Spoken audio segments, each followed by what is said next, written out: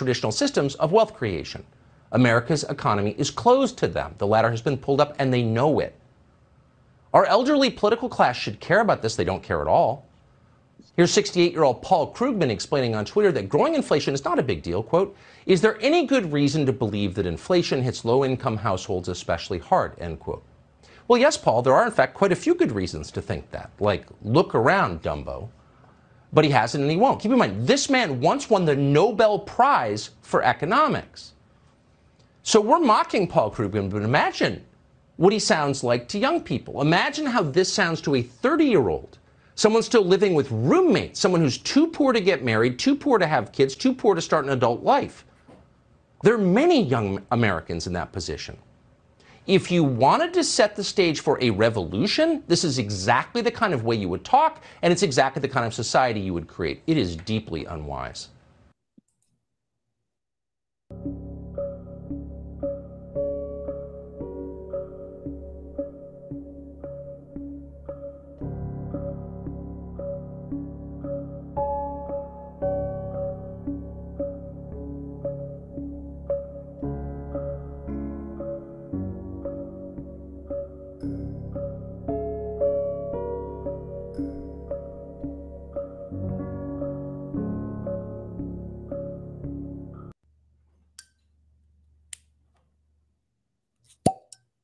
Happy Bitcoin Tuesday, freaks. It's your boy Odell here for Citadel Dispatch 51. Citadel Dispatch is an interactive live show about Bitcoin distributed systems, privacy, and open source software. To ring in the new year, we got two big changes that I want to let you guys know about ahead of time. The first one is this will be the last dispatch that is available on the TFTC podcast feed.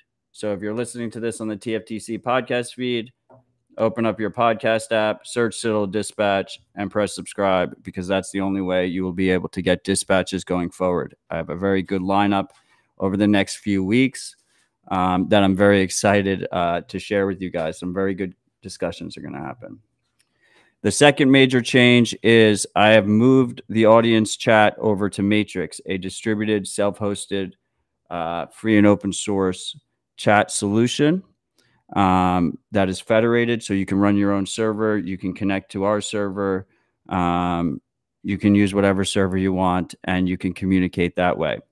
That chat is located at citadel.chat. So if you want to participate in the live audience conversation going forward, you're going to want to go to citadel.chat. If you're going to want to listen to the podcast feeds going forward, you're going to have to search Citadel Dispatch in your favorite podcast app.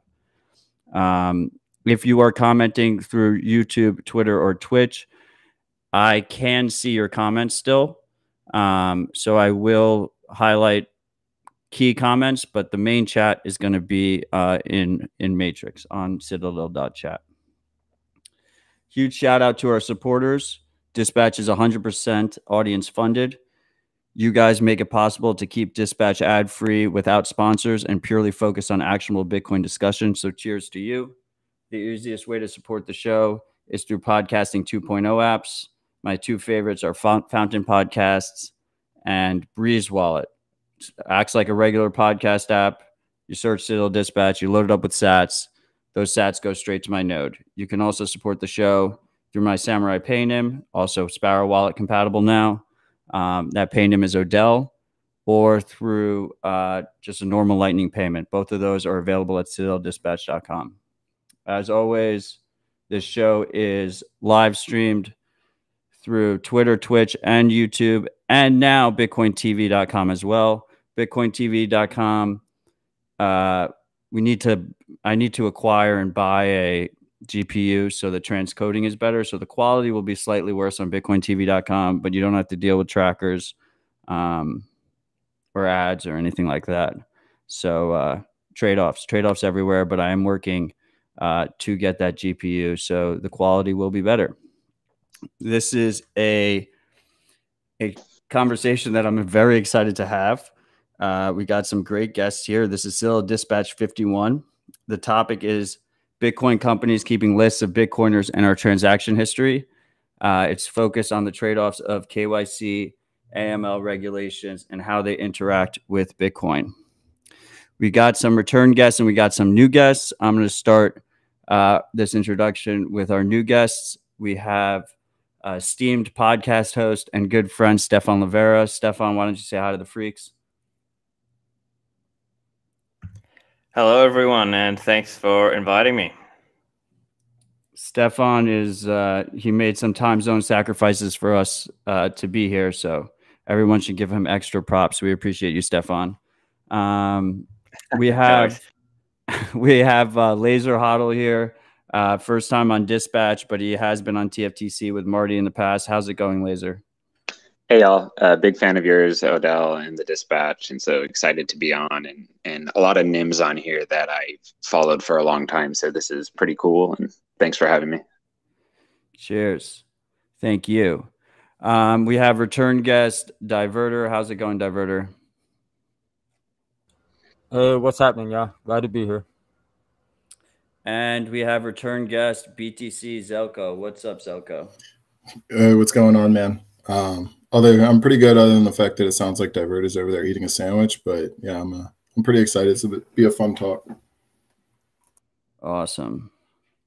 So it looks like in the live chat that everyone's having issues with BitcoinTV.com.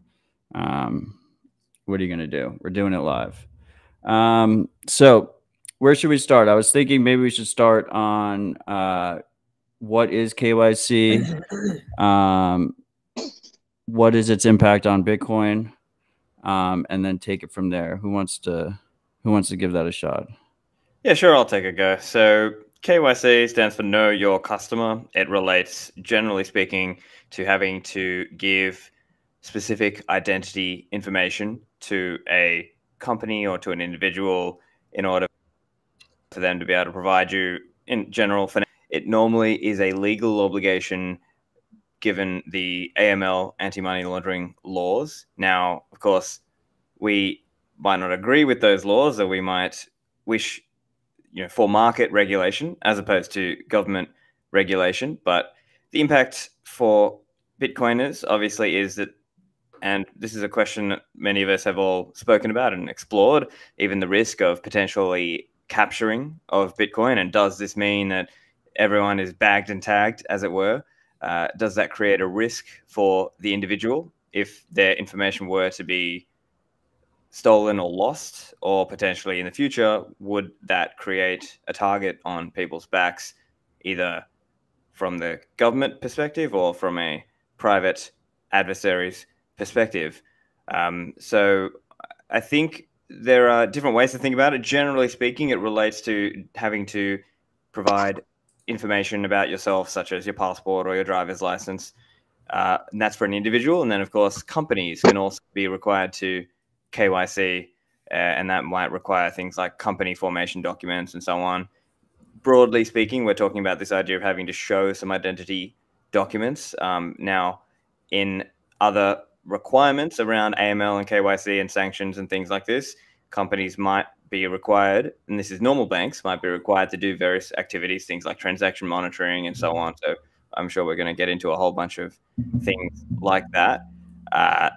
So I think that's like the general idea. And of course, I guess it's theoretically, are you, even in a peer-to-peer interaction, are you still having to provide some KYC or some identifying information?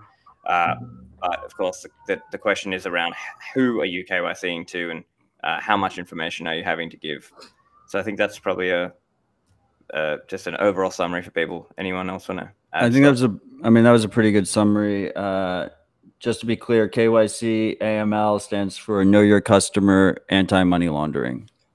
Right. And one thing, though, KYC is used colloquially, amongst Bitcoiners as just basically it's taken on this kind of catch-all form now, to where anything described where you've provided any sort of personal information, or maybe it's not completely anonymous, then it's referred to as KYC, or it's not non-KYC. So I think it's important, especially for the purposes of this discussion, that KYC is an actual procedure. Like it is an actual technical procedure that you have to do. You go through, you provide all the information and details to the company that stores that information. So we're not talking about like if you're mining at home and you're not using a VPN, well, that's not non-KYC. Of course, it's non-KYC. It's not anonymous. It may not be quote unquote perfectly private, but it's non-KYC. So that colloquial use of the term kind of muddies the waters, I feel like, in a lot of the debate. Yeah, and it's probably also useful to just kind of recognize that in a way it's an extension of the fiat system, right? Like if you go sign up for a bank account, you know, you are providing legal documentation as to your legal identity. So another way to think about KYC is it kind of starts when you get your paycheck. Like the minute you have money in a checking account in the fiat system, that monetary energy it has to be accounted for. It's tracked and it's tied to your legal identity. And so then the question is, as you go into the Bitcoin ecosystem, how far does that extend? And you know, most of the exchanges, a large degree of them, continue that tradition, right? They collect all this legal documentation so that the Bitcoin that you own is tied to that same legal identity, so that they can track from when you got paid in your career all the way through to what assets you own.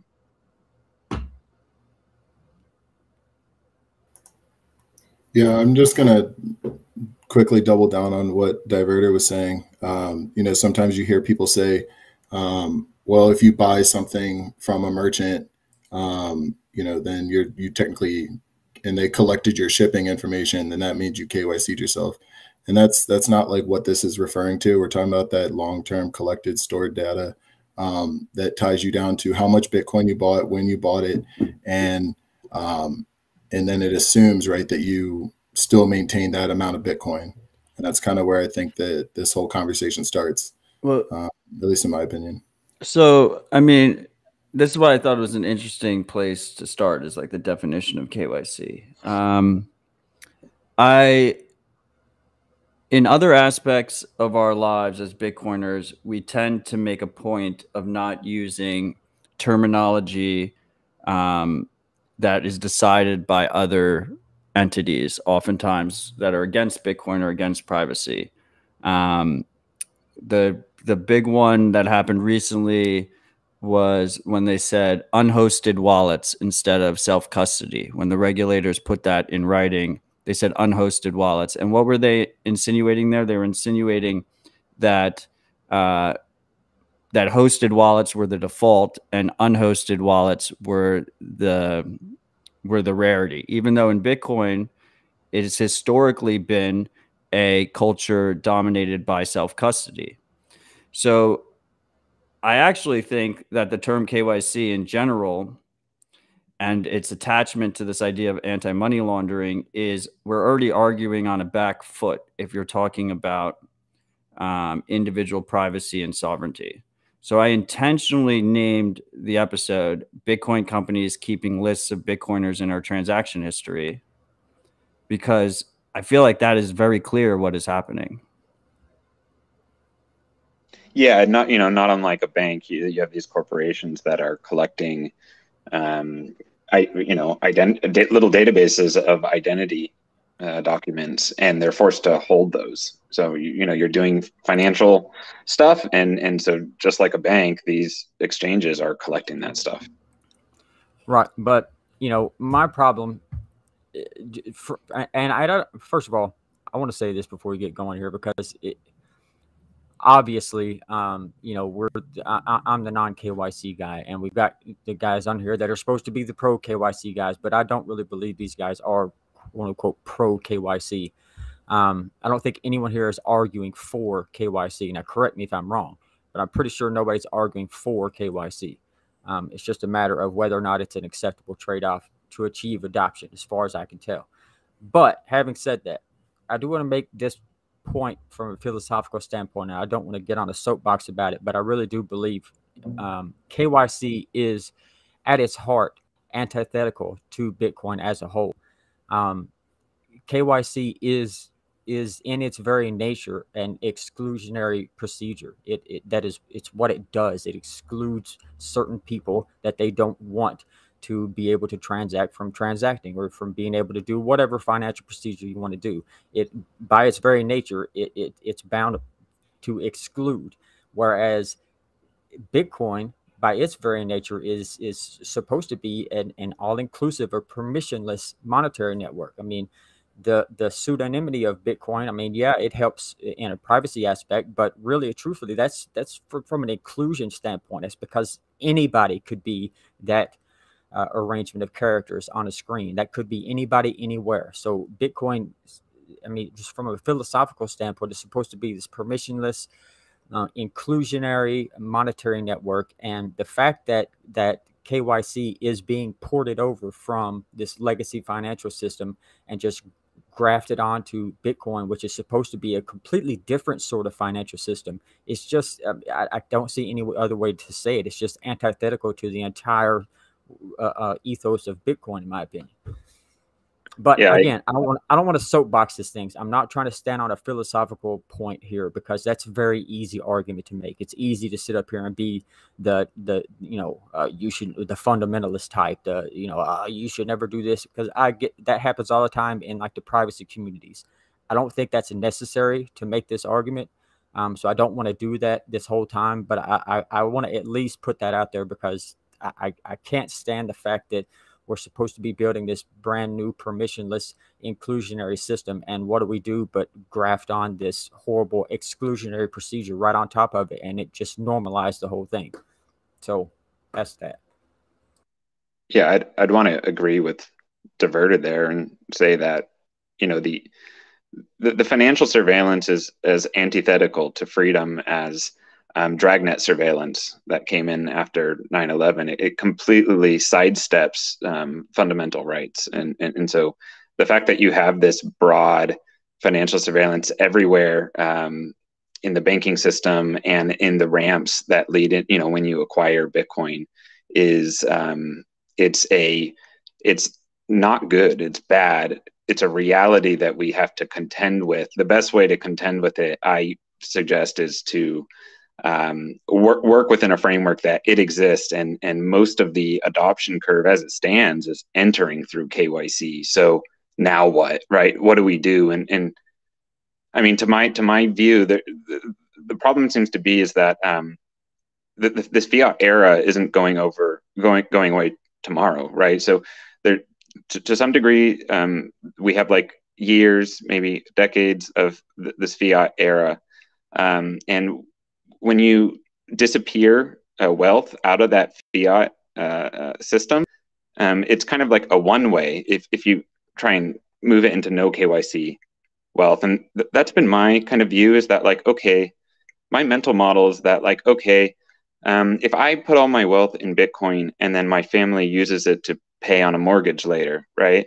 Like that is, because I'm working with institutionalized corporations on the other end, like that's going to be tied to my legal identity, because I'm still living in the fiat world, part of me.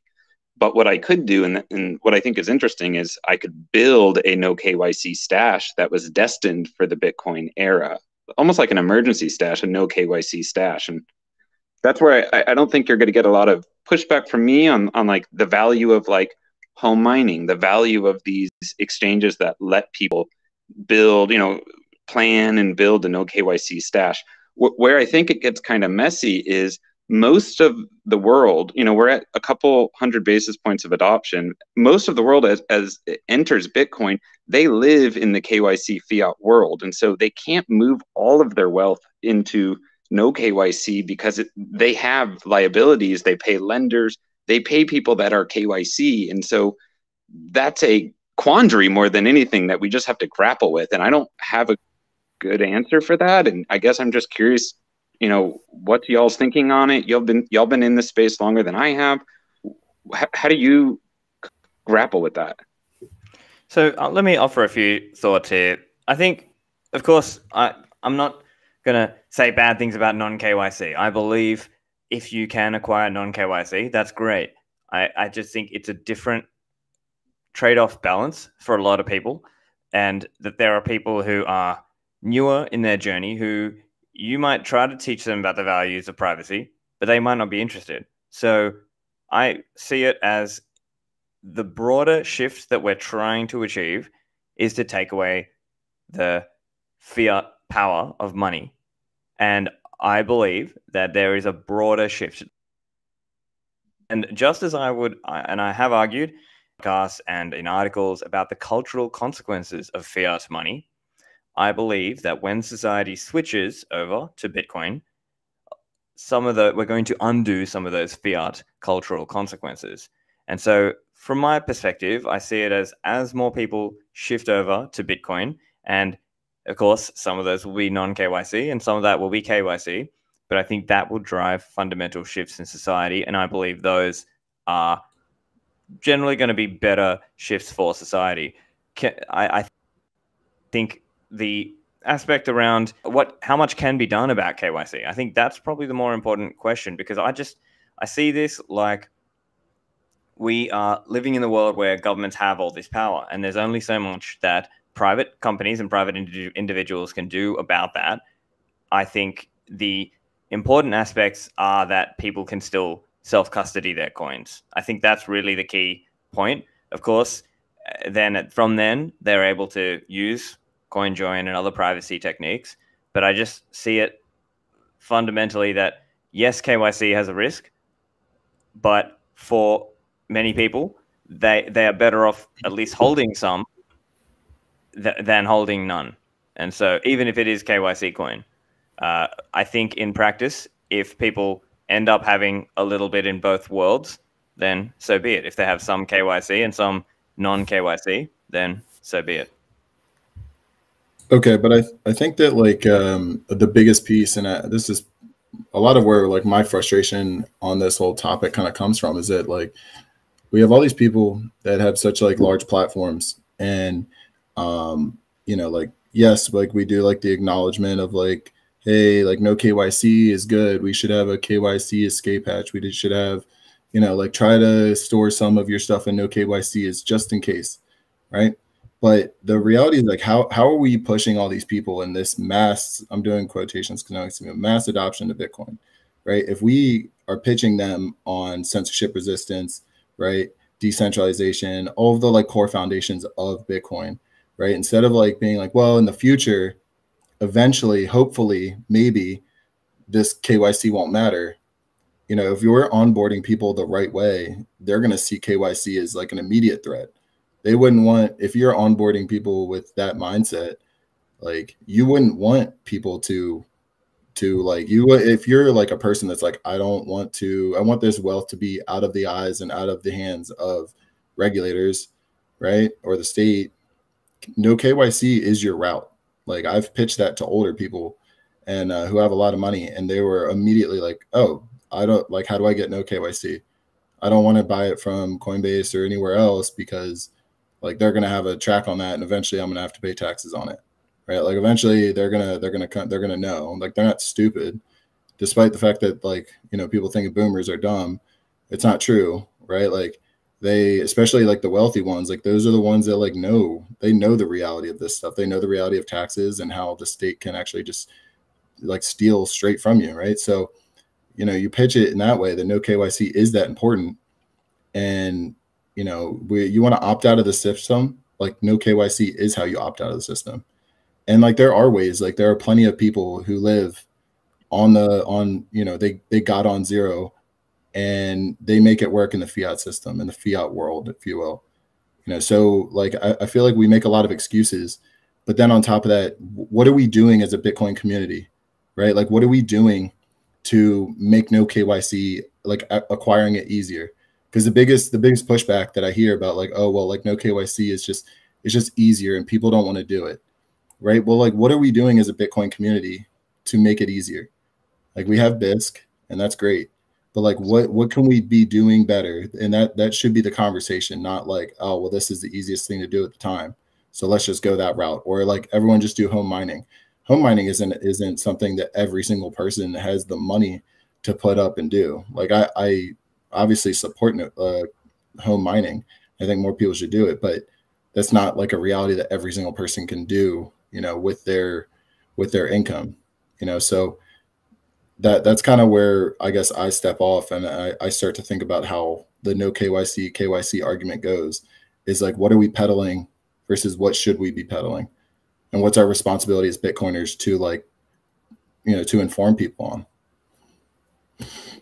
It might be a good opportunity to get the kind of the agreement that forward privacy on settlement is absolutely vital. I mean, this idea that anytime you settle to a party, that they're not able to introspect your financial business.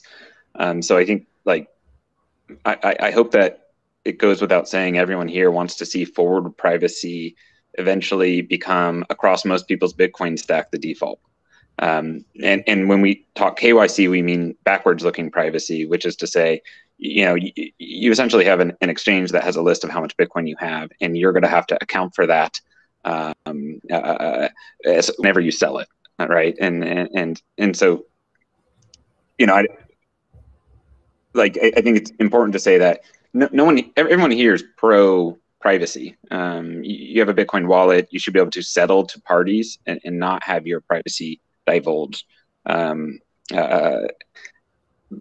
So I helped my parents onboard to Bitcoin because they saw, not because they thought it was cool, they were going to make money, but they saw the groceries, the price of groceries rising, and it started to scare them. They've seen countries go through hyperinflation and red book and this and that, and their concern is, like, they don't have so much money that they can, like, one, they don't want to go to, like, El Salvador, right? They want to stay in the fiat era, in their fiat country, right? So they're in a KYC country in the US, and they have a cabin that they want to pay on the mortgage on. So they can't have the sats leave the fiat system because they have expenses in the fiat system.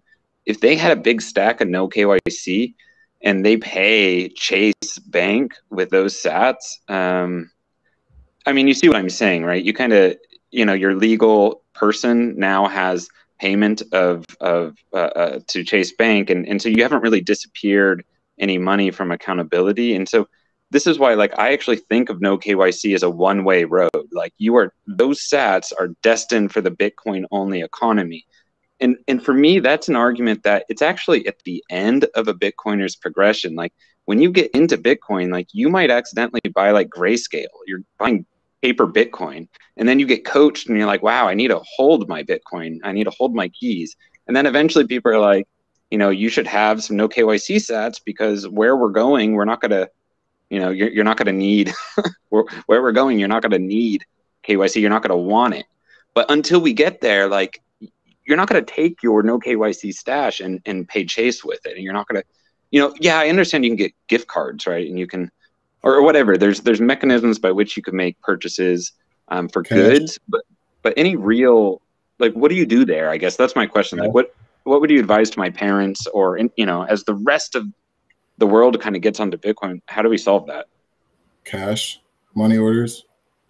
Like, Yeah, you can sell your Bitcoin, and you can turn that around and use it to buy things.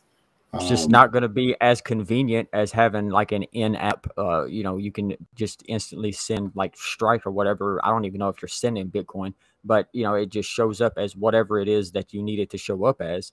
But it's more like, in no way, shape, or form are the no KYC stats that I've acquired stuck until hyper Bitcoinization or whatever. Like, I've regularly spent Bitcoin.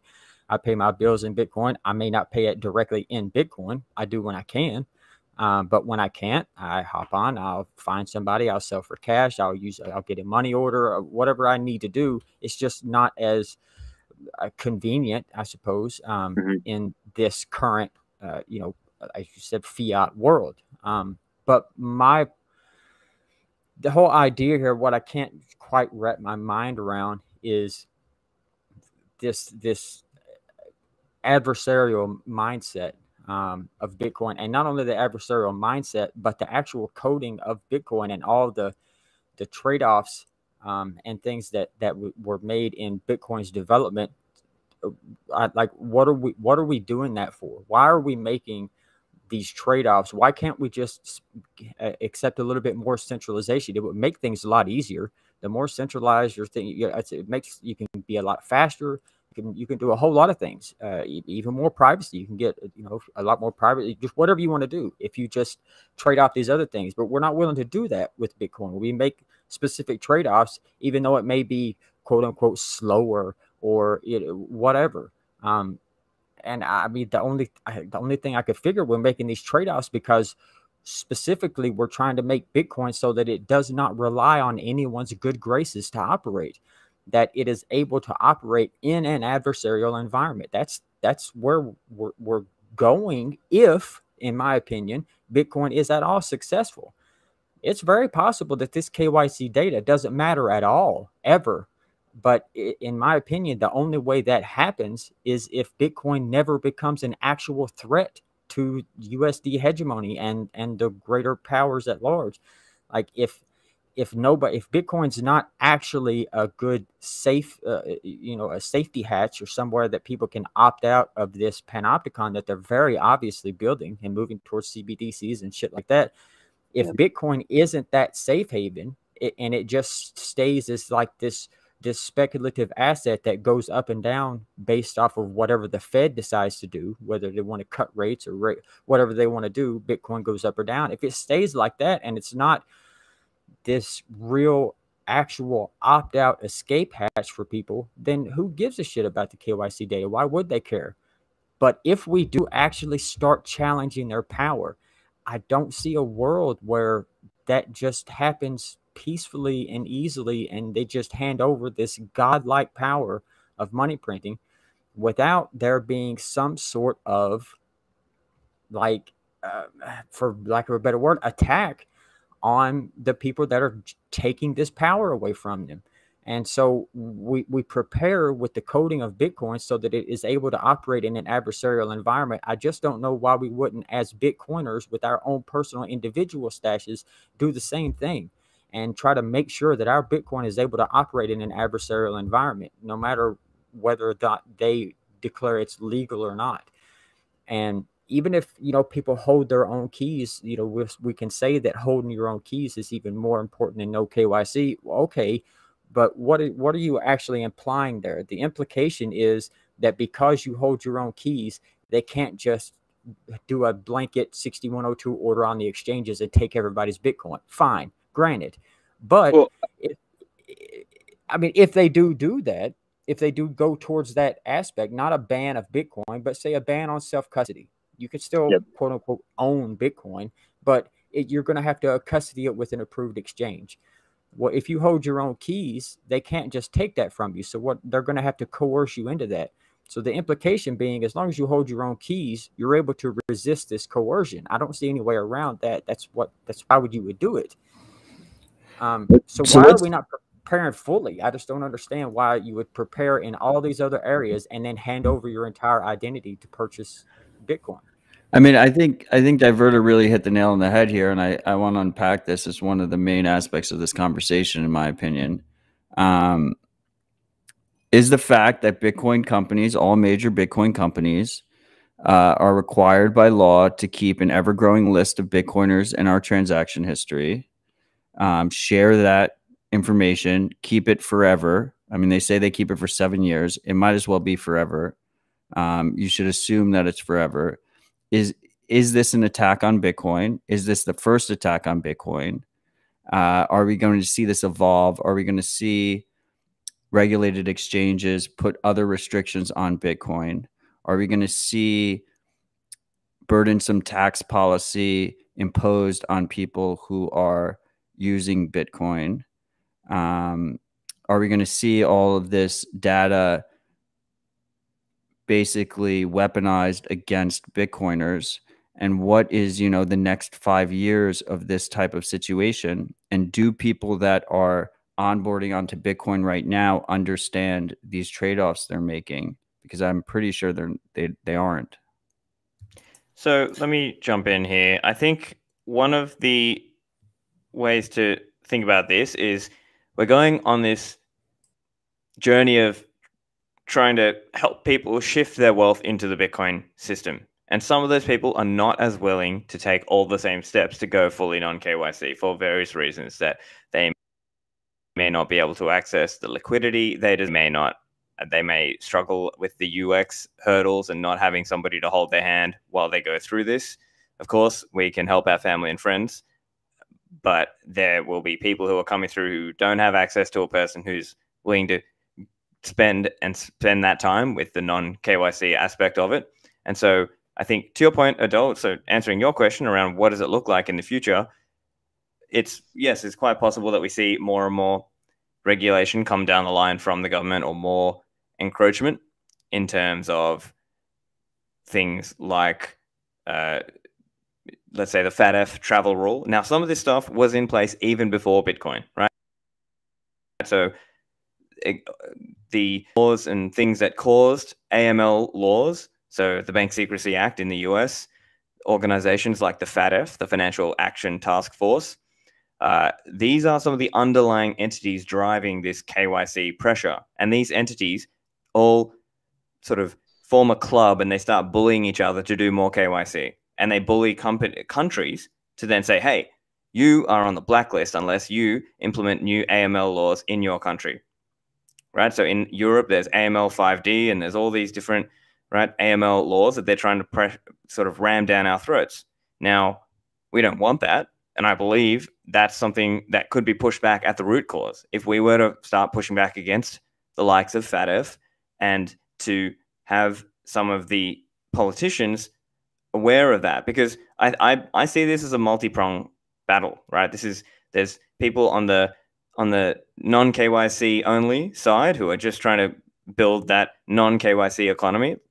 And I see it like there will be people who are trying to push back in the white market side, in the government side, in the political side. They're going to play that political game. And so I've done episodes about some of the ineffectiveness of AML laws. I did an episode with Ron Paul talking about the problem of AML laws, that it's really, that's the source of the problem. And that I think, like, while I accept, yes, there is a risk that Bitcoin companies are having to keep lists of Bitcoiners and transaction history. That's the legal requirement. I wish it weren't so, but I think one of the ways to help against that in the longer term is to build up the base of Bitcoin people, the people who hold Bitcoin. Yes, many of those people coming in will have KYC. I wish it wasn't that way, but I think this is the reasonable way, because in the future, yes, if there's not enough pushback, yes, I think they are going to do things like wealth taxes. They might even, potentially, we're seeing them raise flags about things like unrealized capital gains taxes. Right now, if that were to occur, if that were to come to pass, then that would be really, really bad for Bitcoin holders. And I believe at that point, you would have probably enough Bitcoiners with enough of a political will to back or to start doing. But those are some of the risks that are potentially coming down the line if I guess that political battle isn't fought. Yeah, I think there's something to that. Wait, Laser, 1 second. Before, Stefan, you see your boy Catan asked you a question? Yeah, sure. If we could push back on governments, Bitcoin would never need to exist. We cannot advocate them to stop printing money. Why would they stop collecting personal information? Yeah, look, it's a good question. But I think ultimately, my answer would be that we can push back on certain aspects of it if there's enough of a political will, if there's enough people who actually would go to to try and vote for a person who sees the danger with this, right? And I'll give you an example, right? So, as Odell says, right, our Queen Cynthia has spoken about things like the unfairness or the injustice of the reporting threshold being down at $600. And this is just a general financial services KYC thing. They are continually clamping down. And this is not just a Bitcoin thing. It's just an in general thing. So I think this is the other point I see as well, that I think it's like, I think some of this is sort of shooting the messenger, right? It's like, it's almost like you're blaming Bitcoin companies when they're trying to help. They're the ones actually trying to help people get on board to Bitcoin.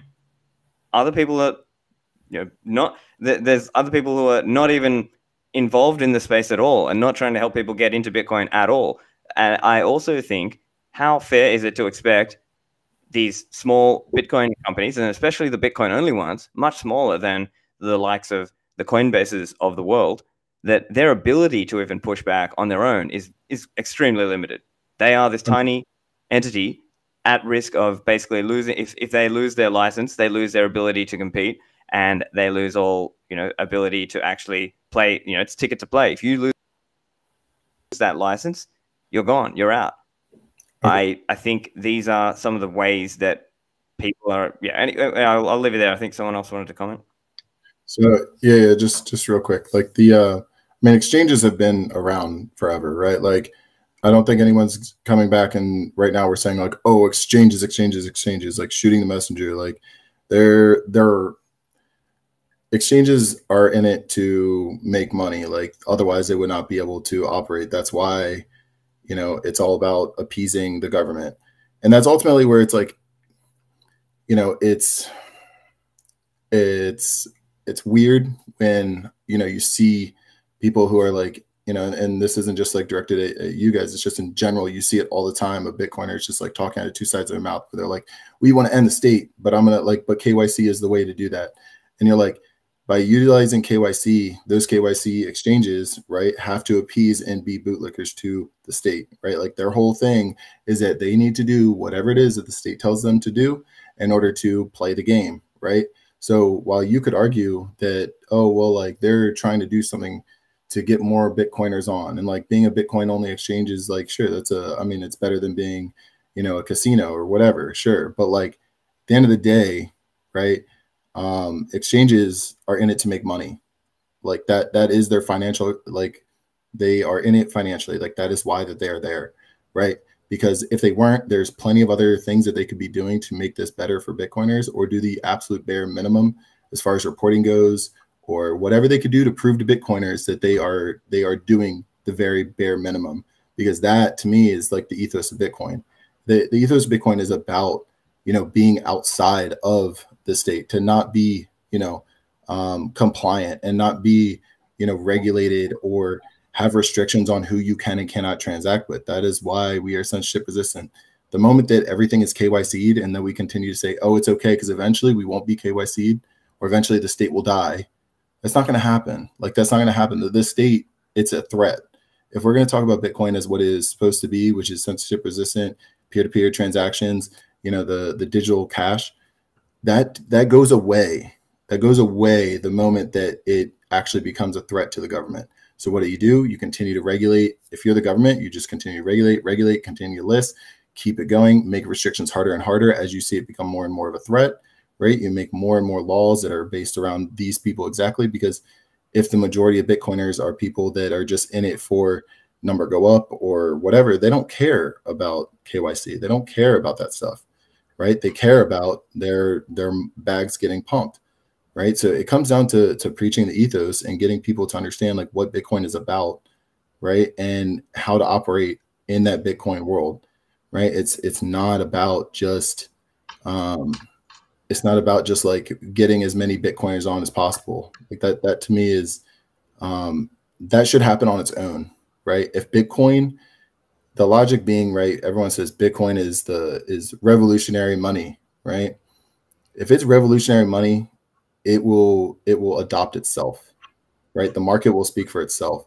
We don't need to peddle the KYC exchanges to saying the only means. And then the only other point I was going to add real quick, the whole self-custody off of exchanges as like a privacy, like the whole reason that, you know, not your keys, not your coins, like it started before the KYC debate, right? Like that was like a Mt. Gox, like they got, how many exchanges got hacked since Mt. Gox? People just lost their coins. Like that was a totally different thing. It didn't have to do with like forward privacy of whatever. Like it had to do with people losing their Bitcoin. So I feel like that was just a point that doesn't need to be brought up for whatever reason. But yeah, so that was, I just feel like it depends on how you are looking at Bitcoin will shape how you see KYC. That's my opinion. Well, sure, of course it does, but like whether or not it's still about. Go ahead, because I got a lot of rebuts to do. Go ahead. Sorry. They're not Yeah, rebutting me. like, okay, whether or not we convince new Bitcoiners to hold their own keys or not, I think that's absolutely fundamental. I mean, especially going back to what you were saying about the risk of a 6102, a kind of like broad dictate that allows the state to either confiscate Bitcoin or sort of like a paperification that we saw with gold. So it's trapped in regulated custodians. Like that's a real risk. And what you want is enough Bitcoin held in cold storage where people are custodying it themselves, that the unit economics of that, the application of the monopoly on force in that way, is fundamentally inverted, right? If nobody holds Bitcoin, holds their own keys, then you haven't inverted the application of force there, right? It's very easy to coerce a small number of parties. To me, this it reminds me of like the firearms issue in the United States. So up until recently, most of Westerners who didn't understand why Americans are allowed to own guns, they're in this place where like they're looking at maybe having to scan their biometrics to see if they're like able to purchase groceries, right? But in the U.S., we don't have these, we don't broad ownership of firearms. Just the specter of firearms being broadly owned across a people really does stay the ultimate tyranny of the state. Like that has been proven. And of course, in the US, most firearms are KYC, right? You provide your info, your legal info, so they know who has guns. And of course, they've tried KYC persecution, but they only can do it at small scale. It's the ownership of guns is too broad in the US to do nationwide political persecution. That wouldn't be politically viable.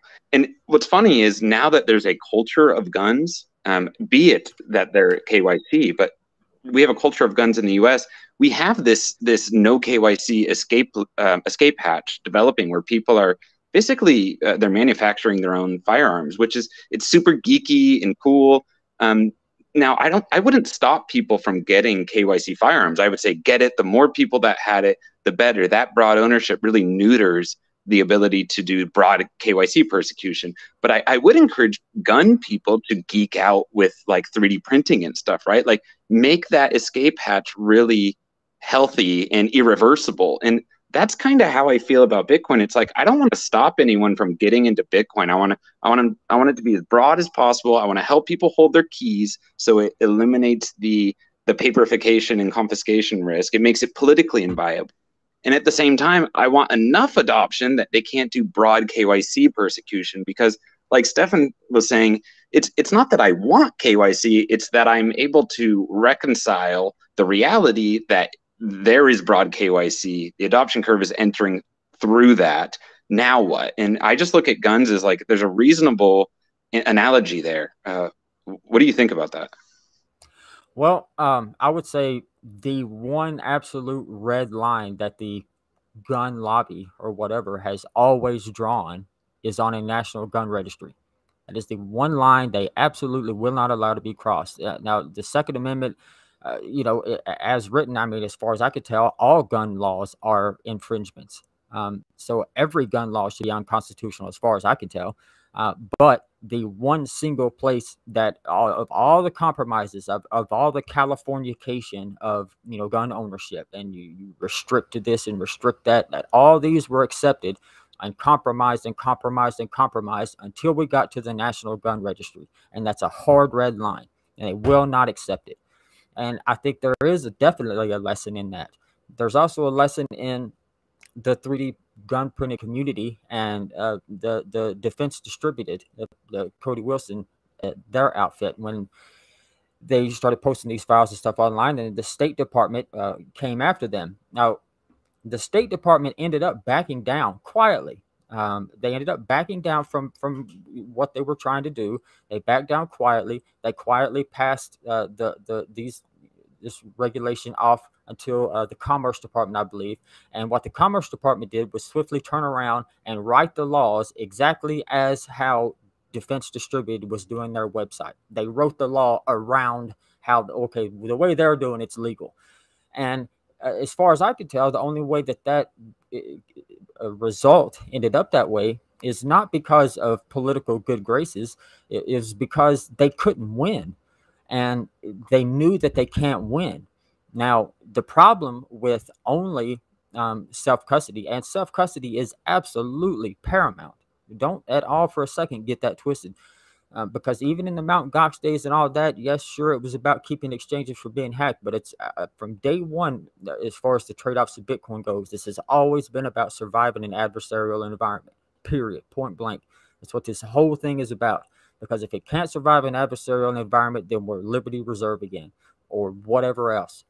So every trade-off has been for that. And so then here we come, and they can't brute force attack this thing. They can't just do all these things that they want and shut it down like Liberty Reserve. They can't go get the centralized server. So what can they do? They can slowly strangle it by just grafting on this piece of legacy crap that we know doesn't work.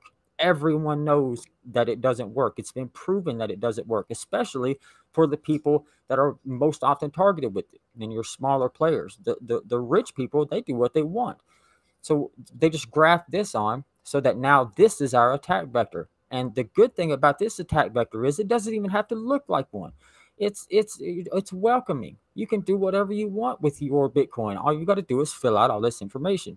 Now, the gun community knows very well registration leads to confiscation. And yes, as guns are initially purchased legally, speaking, of course, there's a background check procedure and all that stuff that happens. But it's also the hard line has been drawn about tracking transfers of guns. Those guns can be transferred legally, and there is no national gun registry that actually says this is what's happened to it.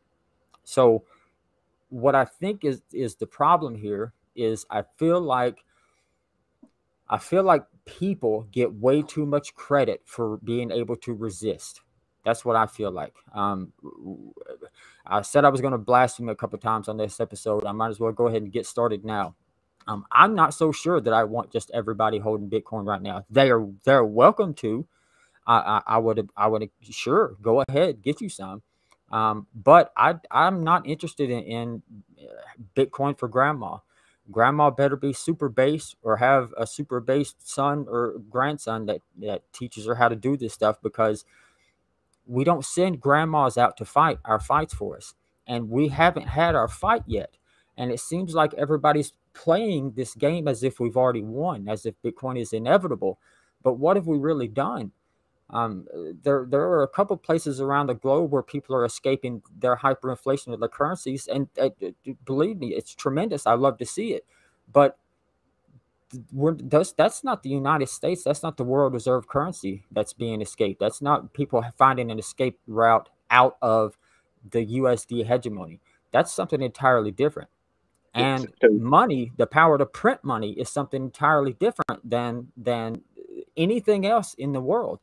Because as I'm sure we all would agree, the ability to print money on a whim essentially funds this whole clown world that we run in.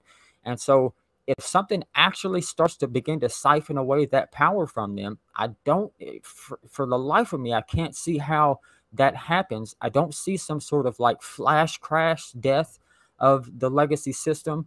I just don't see how we get from point A of we're taking all their power to point C of we're in a hyper Bitcoinization type world without the big ass fight in point B. And I feel like the people fighting the no KYC fight are our trench warfare guys. We're digging the trenches and we're fighting our fight. We're preparing for our fight to come. And sometimes it feels to me like if we just accepted the KYC, I feel like you're in no man's land right now. You're in between the trenches.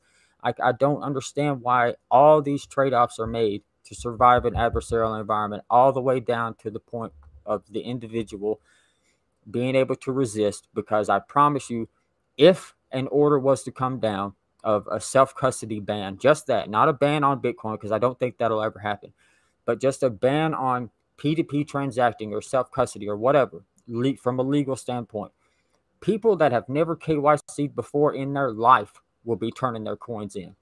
People will trip over each other to tell on their neighbor because they complied and their neighbor didn't.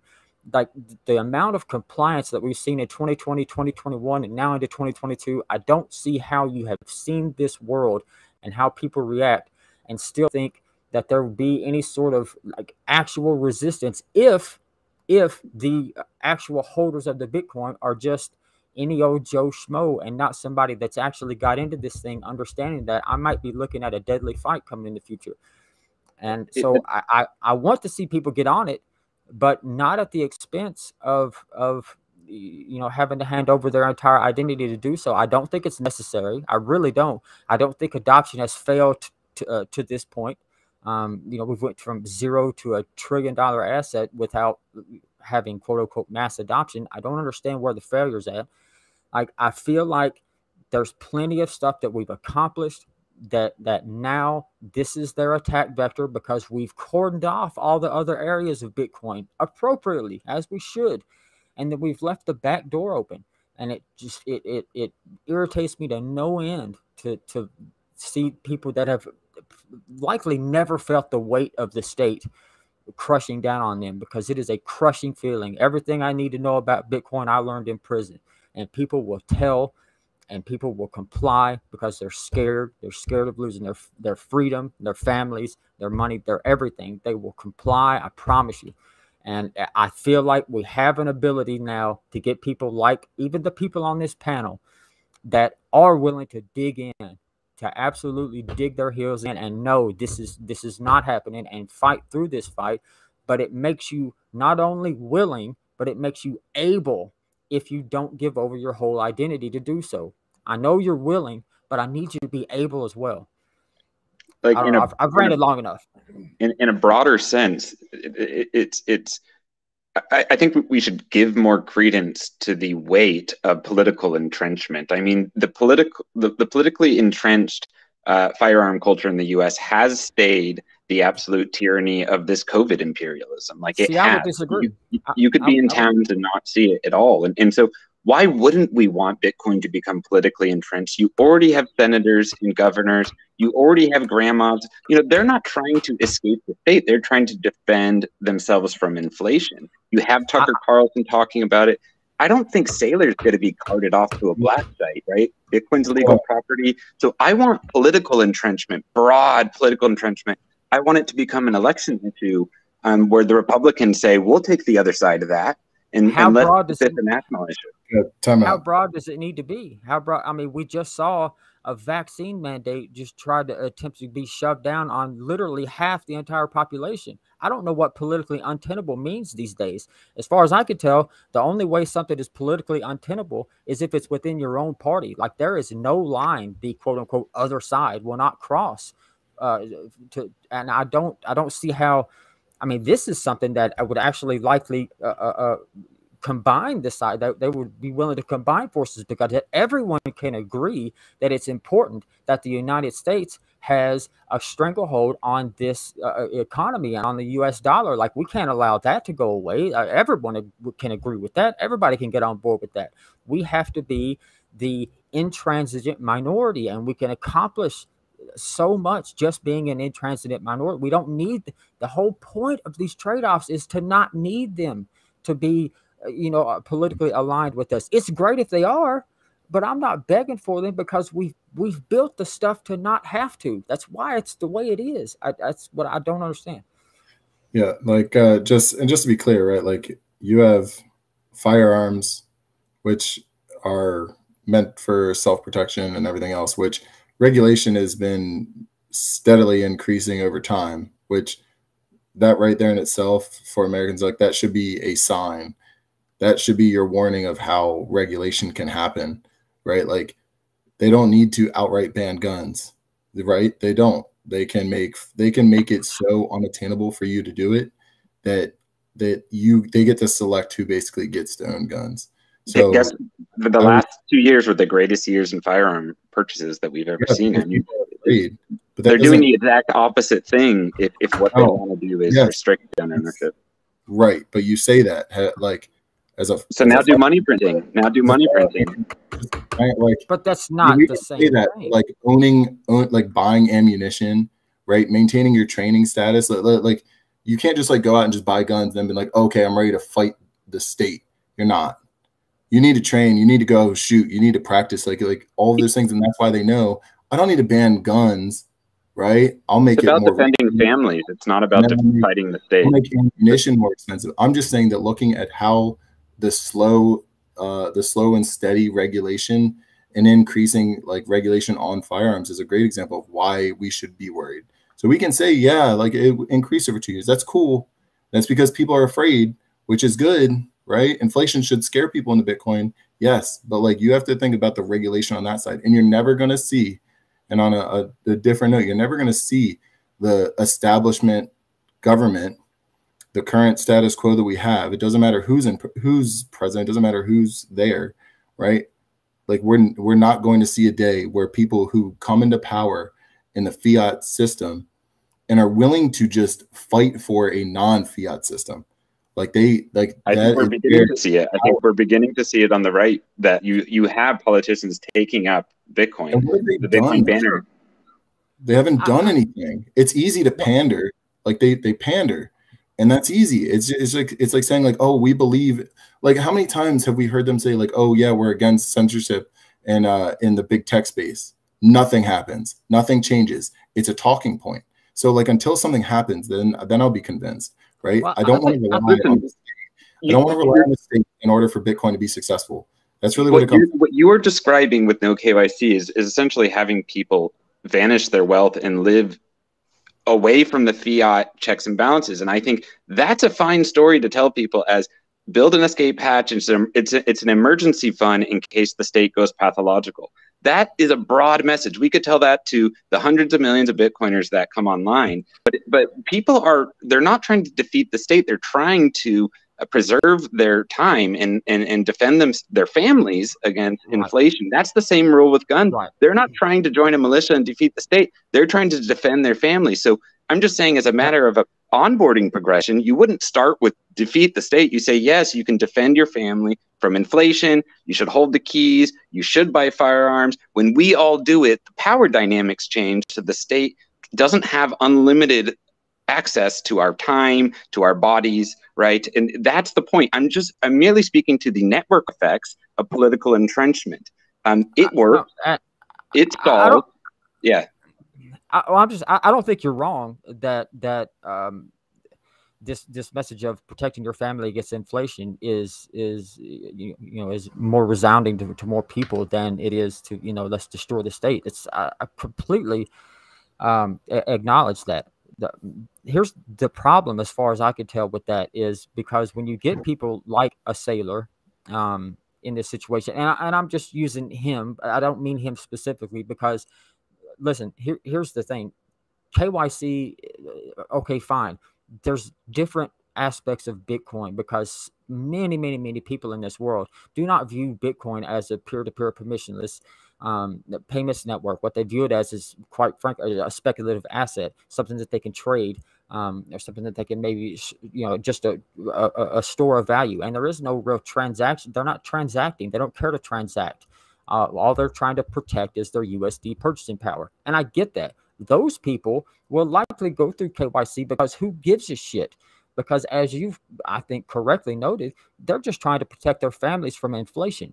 Now, the problem, though, here is that if you get so many of those that are only protecting against inflation, so that all we're doing is really just KYCing so we can hold this thing and protect our purchasing power, nobody's guarding the transaction part of Bitcoin, the permissionless part of peer-to-peer transacting. And my fear is that as much as I do believe Saylor would defend Bitcoin's right to be legal as a store of value, I don't think he would put up one of iota of a fight, really, truly, over its peer-to-peer transaction ability outside of government regulation. I don't think he would at all. Now, you might be able to make the argument to him that if you lose that peer-to-peer transacting ability, that it may affect his number go up situation. Possible, but The problem is, if we dig so many people in this, I'm just protecting against inflation, then, I mean, who actually does need to transact with Bitcoin? Who's actually transacting? As far as I could tell, the only people that would actually need to transact with Bitcoin in a way that is not regulated by the government, well, I mean, they must be criminals or dissidents. Why else would they want to transact without being regulated? So my fear doesn't El Salvador fit in this? Does El Salvador fit in this thought though? Like, you know, you have these not at all jurisdictions coming online that are okay. Tell me about that. Not at all. It's a government instituted. They've if you get now this is actually a pretty good example, because you've got this top down Bitcoin adoption through El Salvador, through the government, that they're just dumping onto people, whatever it is, $30 worth of Bitcoin, whatever. Now it's legal to transact with Bitcoin. But if we get that audience there now to actually understand what Bitcoin is, because as you've, I think, correctly noted, it's hard to deny that the vast majority of adoption as it happens right now comes through KYC initially. And that's generally because most people don't understand what the hell Bitcoin is when they first buy it. I know I didn't. I thought it was a stock. I didn't know what I had. But the day that I felt like I kind of understood what Bitcoin was, I immediately began trying to figure out how I could sever my identity from it. Now, if we can get that same exact community in El Salvador to understand that this Bitcoin thing really is powerful, and it really does give you the power back instead of these oligarchs and all these people, elites ruling the world, it really does give you individual power back, then I guarantee you they'll be ready to take that once they've understood this. The no KYC is what allows them to actually have the power and not be acting in a permissioned way. Like, otherwise, I'm just making the transactions that whoever says to make. And I don't understand how the problem with, as I see it, with mass adoption, quote unquote, quite frankly, is custody. That's where you run into a problem with mass adoption. That's why I'm not this mass adoption guy that tries to get as many people onboarded as quickly as I can. I don't think that's a good strategy, simply because the masses, and I'm sorry, I will not have my mind changed on that. The quote unquote masses will not ever hold their own keys. Now, you might be able to get an Uncle Jim type scenario where you hold your keys for your family, but the vast majority in a mass adoption type scenario, I don't see any other way around it than they would hold their keys with a trusted third party. So I feel like we can get to that point, but to get to that point, we need to get through this fight first. Like, I don't see any reason why anyone would put their flag down, politically even, and stand up for the right to transact outside of government regulations with Bitcoin in a permissionless. I don't understand how that gets here politically. Now, to transact, sure, but not to do so in a purely peer-to-peer fashion outside of regulation. I don't understand how anybody tries to make that case to get elected. I don't see it. Is that the 6102 account from Twitter, that really iconic account that disappeared in this chat? Yeah, it is. Yeah, that's it. Yes, I love that account. This is his show. This is his show. I created one of the reasons. One of the reasons I created Dispatch was so that he could participate without doxing his voice. Never forget when Odell had him on and had to do the voiceover for him. No, Lavera had 6102 on, and I was 6102's voice. Yeah, you're right. 6102 made a very good point that I feel like hasn't been properly highlighted here, which is that KYC isn't just about the risk of the state. The companies collecting the info and the state are incapable of keeping the information safe. Once it's recorded at registration, it's inevitable that it will eventually be accessed by criminals, which is an absolutely crucial point here, because the whole excuse that is used for KYC AML regulation and these rapidly growing lists of Bitcoiners in our transaction history is that it stops criminal activity. But criminals are just either buying KYC data or they're stealing it. There's markets that are enabled by Bitcoin that allow them to pay underprivileged people $40, $100 worth of Bitcoin to go KYC on Binance for them so that they can get through those measures. But it's honest citizens that are getting fucked by it. They don't want an escape hatch. Christine Lagarde, if there's a escape hatch, they'll use it. And that, it's folks think that I'm against these no KYC methods. No, I think, it's absolutely fundamental. We have a healthy and irreversible escape hatch that's growing. I can't follow the logic of how we get it to the beginning of the Bitcoin progression. Like the fundamental constraint that once I have a bunch of no KYC sats, I can't interact with the KYC world anymore. That's a big pill to swallow for most of the world, right? I don't understand this point though. I mean, there's like I said, hell, the Samurai Wallet guy's been living on Bitcoin since what, 2013, 14. Like they've got mortgages and car payments, and like it's not as if that assumption would mean that only Bitcoin could be spent. But all of your wealth is KYC when you earn it. So if you have, money orders showing up, at banks to pay for this and that, that's a very easily interrogatable paper trail that any investigation would surface. So in the same way, you're going to have to account, where did that wealth came from? We see that you amassed wealth through your career in the KYC world. You held it in dollars. Okay, now you're paying for assets. Talk to us about in between. And so all I'm getting at is, okay, I have a emergency stash so that my family could flee if the state becomes pathological. We could go to like an El Salvador. It would be treated as money there. That would be really awesome. And I hope more countries join. But I'm not going to pay my mortgage with that emergency stash, because I don't want to all of a sudden have my legal name tied to funds coming from this gray area, right? That's not risk free. That's a different shaped risk. And so, listen, I'll give you. I would even grant you, like, if we're talking about some major purchase, like you're going to buy a house with cash, obviously you're going to set off some red flags. But when we're talking about like paying a mortgage bill, or, which is what I see so often talked about, or even making, down payments of, even if we're talking, $10,000, $15,000, like those, this is not like end of the world. You're busted. There's no point in having no KYC. I mean, sell the Bitcoin and do what you need to do with the fiat. Like if we're living in both worlds still, then just do that. And if we're not living in both worlds still, if this, fiat world ends, and now, we're in this Bitcoin era with only no KYC sets, I mean, I would just be shocked to find that I would still encounter the same exact problems of having to account for funds if we've already transitioned. So I don't understand really.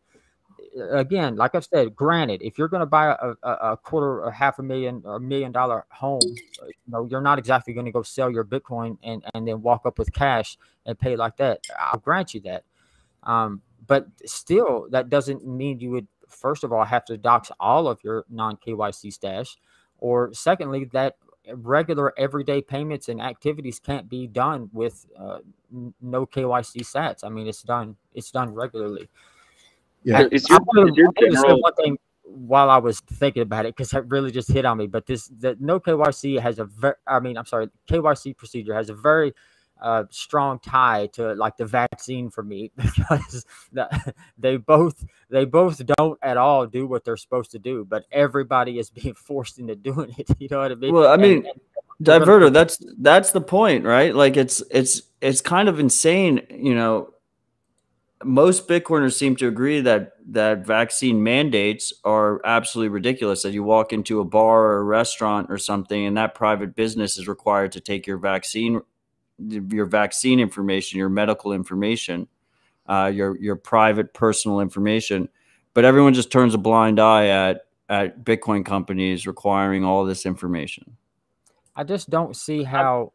Like there's plenty of companies that don't do that, but the problem is there's no money in creating another BISC or another HODL or whatever, another peer-to-peer exchange where you can attempt to be more censorship resistant and offer people an onboarding into Bitcoin without having to do KYC. There's no money there. The money's in the shitcoin casino, and you can't have the shitcoin casino unless you have the KYC. Now, it just so happens that if you also do those things, then you've got a nice stash of KYC that you can onboard tons of people through a Coinbase or a Kraken or whatever it is. So, it all comes back. It's not as if like, this just naturally progressed and Bitcoiners were searching out for a better regulatory standard. It's no, like people wanted to make exchanges so that they could become rich. They did. We followed because that's what the government, that is the path of least resistance. And I feel like it's so obvious to me. There's a reason that that's the path of least resistance. We always see them try to coerce and push and nudge people to do, whether it's through psyops or regulations or whatever, to do what is least damaging to the state. And so quite obviously, the road to KYC exchanges has been left wide open. With very little, problems or pressure until they try to do something to step outside of it. And then the United States is all over them, regardless of where they're at in the world. So, I just don't see how it's any different that we all see. Obviously, the KYC doesn't work. Everybody agrees it's plain as day. It's pointless then to mandate for everyone to do this KYC. If it doesn't do what it's supposed to do, then it's pointless. So what is the point? The same as the vaccine. The point is the compliance. The cruelty is the point. The point is to be able to make people seek your permission in order to do what you're allowed to do. Otherwise, if that's not the way that it's done, then you might go off and get yourself some natural immunity, and then we can't control you. And the parallels are there. Yeah. Okay. So let me add a couple of things here. So I think, again, everyone on this panel is agreeing here that AML laws are a bad thing for society. It's more just about how do we best deal with that reality. That's really what this is about, as I see it. I mean, there are obviously trade-offs with these things, right? If you want to acquire non-KYC, you might not be able to acquire as much as you want to, right? It's probably true even for me that I might not have as many sats if I hadn't gone through KYC for at least a portion of my stack. Now, of course, I also have non-KYC coins, and that's one aspect of it. But I think the other point I just wanted to add in as well is that there was a bit of discussion, and I think Diverter and just in general, this is kind of the attack of the idea of, see, mass adoption is not the way. And you know what? Maybe it's not, but it's worthwhile thinking about this. Consider, would Bitcoin be at the price it is now without the existence of the KYC exchanges? And now you could also say, look, that's an issue. I would rather have Bitcoin price be lower and have more hardcore people. And fine, that could be the case. But I think let's point out, because as you were saying, well, look, Bitcoin is $1 trillion market. Well, what I'm saying is I don't think it would be, it might not be at that level if it weren't for the existence of these companies that, unfortunately, yes, they have to comply with the government laws of their own nation or jurisdiction. But the point, as I see it then, is maybe the point really is about trying to focus the adoption towards the quote-unquote remnant. I think it's those people who are actually going to try to fight this, right? And so many of those people are Bitcoin people. They are the same kinds of people who are trying, at least, to push back against the hysteria and the other sort of COVID restriction stuff that's going on. But the fact that the restrictions still exist, I mean, is that the fault of the people who are trying to push back? They're at least trying. So I see this as there'll be a lot of people who want to get in, and they can't necessarily buy the same size that they would like to if they were going to try to buy or a purchase or acquire that same stack non-KYC, and they want in. So what do you suppose they do? I do. I'll grant you that. Coming into trying to make an extraordinarily large purchase, for example, right off the bat without doing KYC is obviously much more difficult than it is to say, get in slowly or dollar cost average, whatever you want to call it, in a non-KYC fashion. I would then, obviously I would point to the peer-to-peer or the OTC type markets. It still could be done. It definitely would not be as easy. As far as the point of whether or not we would be here without these regulated exchanges, I mean, it's a hard point to argue, I guess, for or against. I guess, the world may never know.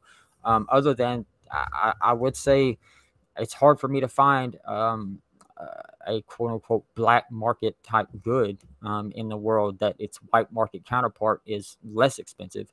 So I don't know whether or not the price would be where it's at now. I can't say. It may not. But I do agree with you on your point about focusing adoption. And that's more of what I was trying to talk about earlier. I'm not trying to necessarily turn anyone away from adopting. It's more of a focus on adopting in such a way that we are better able to resist and be able to work whether or not they want us to or not.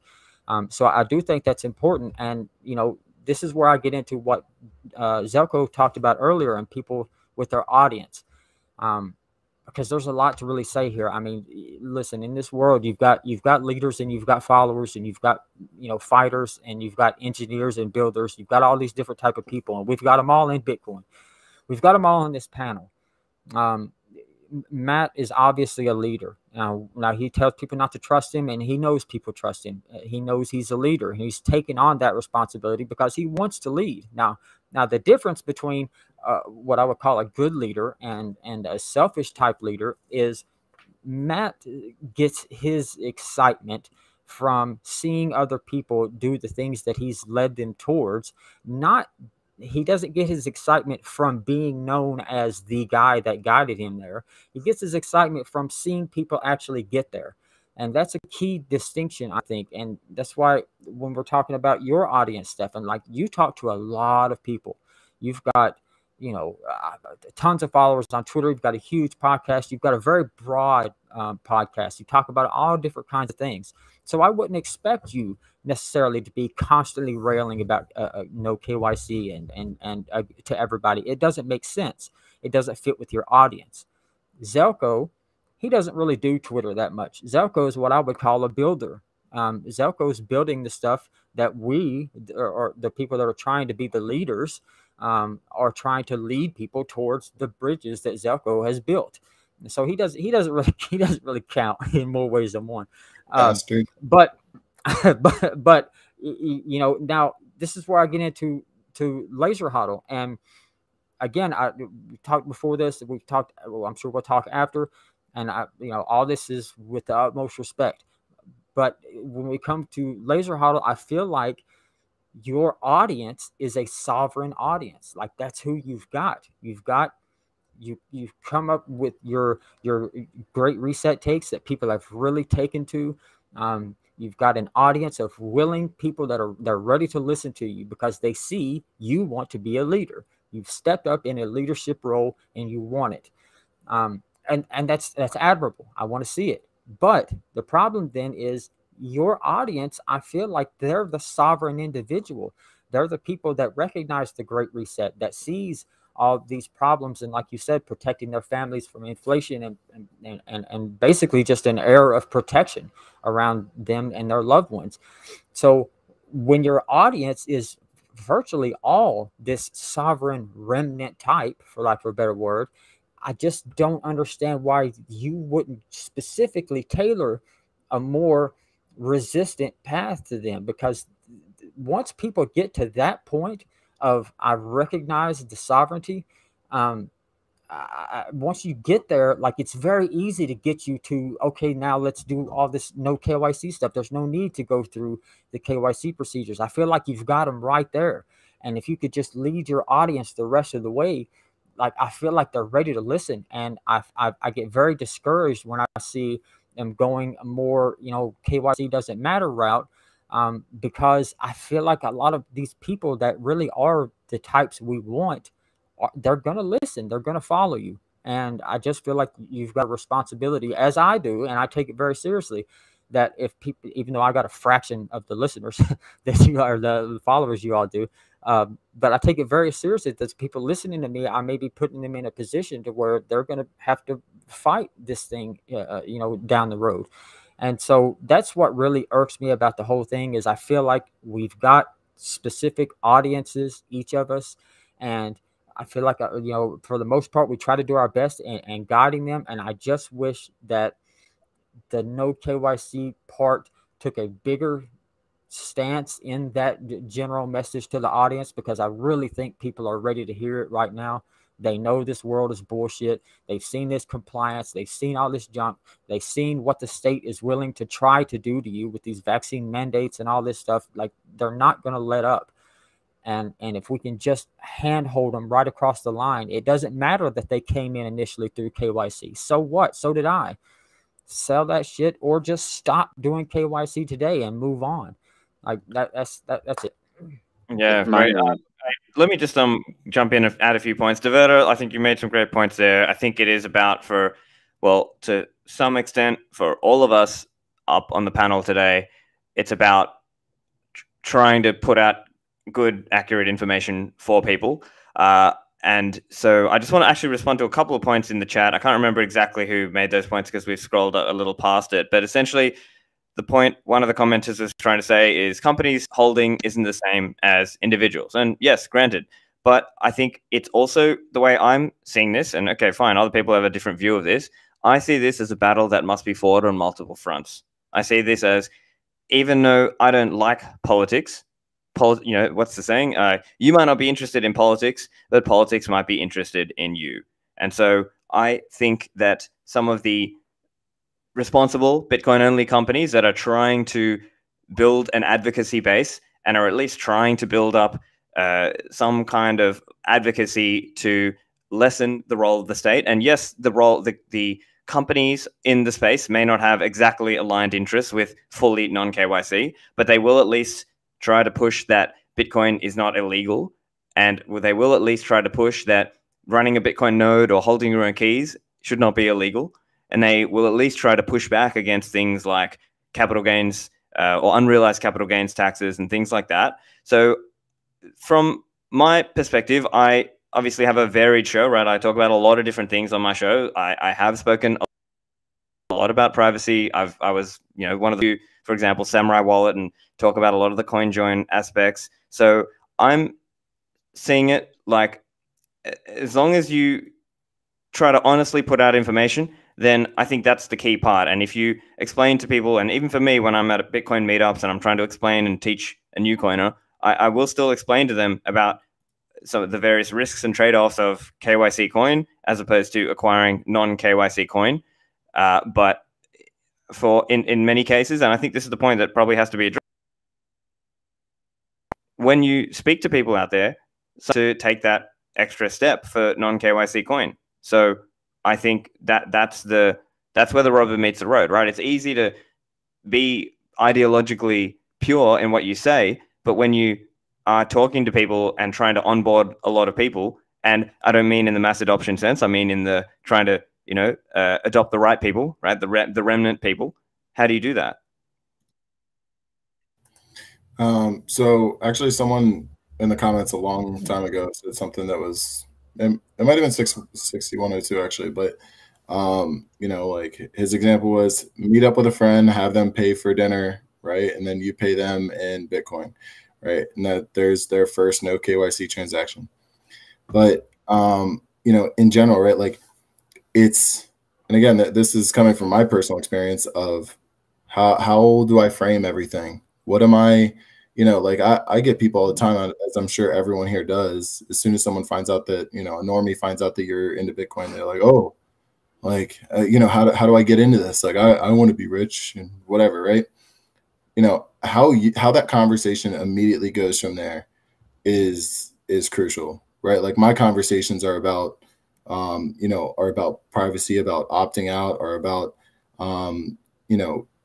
being sovereign, right? All of these factors that I find important, right? Like censorship resistance. You don't want, which is easy to pitch now, right? Like we just talked about, COVID and everything else. Like censorship is an easy sell, right? So when it comes down to it, and we talk about adoption and where would we be, it brings me back to like why Bitcoin is great. Like we all here agree that Bitcoin is one of the greatest tools that have ever been created that we know, right? Like, I mean, that's at least like the marketing pitch.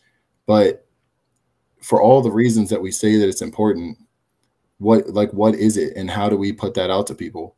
Because if it's just like, hey, get your hands on Bitcoin just to get there, and then eventually somewhere down the line, hopefully, you go down the rabbit hole and you figure it out.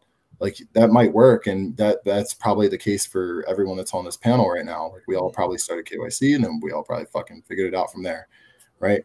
But we're at a point now where, like, you know, KYC wasn't in 2015, 2016. KYC was there, but like, you know, it wasn't the same as it is now, and it's just getting worse, you know. And I think it's in.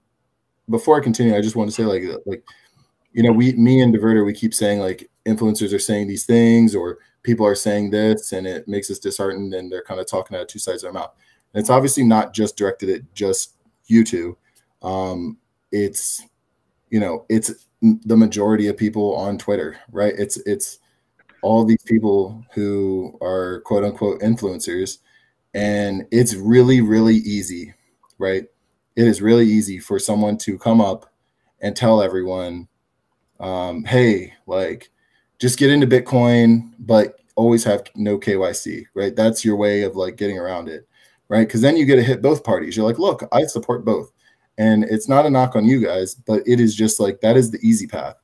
That is the easiest thing that we could do. And like for talking about privacy and talking about no KYC, like I applaud you guys, right? But like the hard path, the unpopular path is talking about how to actually opt out, how to actually operate in this like no KYC environment, like how to actually live in a fiat world without KYC, or how to actually like onboard people with BISC, how to actually onboard people or help fund things that like build no KYC avenues, right? Like how do we do that? Like those, if we had more effort, and there's no money in it, like as Diverter said, there's no money in BISC. Like who's going to pay you? No one's going to pay any influencer, anyone with any sort of actual amount of value, right, to come out and do it. That's why Bitcoin has no real like marketing campaign, right? Like we're not like the other shitcoins that like have these big marketing campaigns and go out and make all sorts of you know, ads and whatnot, right? Like you see that from the exchanges, right? Because they have the money. We don't have that, right? So what do we have? We have all those lists of people that Diverter said, influencers, builders, which, by the way, I take a knock at you calling me a builder and not a leader, but that's fine.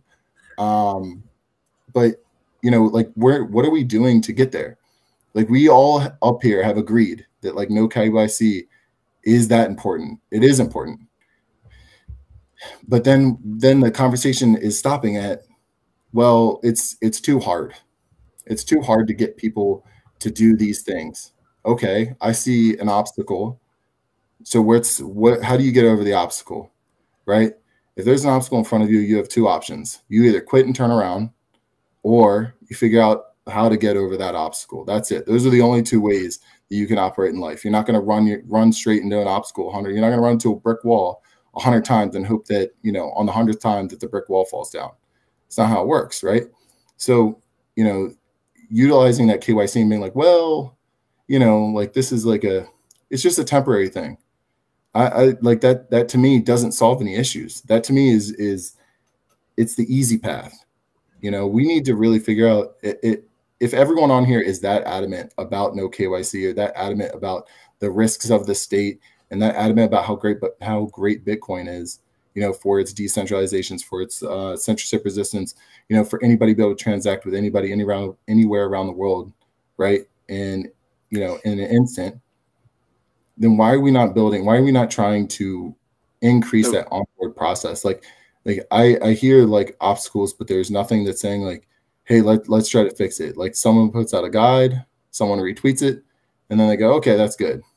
You know, like that's it. No one's actually trying. And don't get me wrong, probably part of it is that the people that are on you know, they actually are on zero and they're all in Bitcoin and they still operate in the fiat world.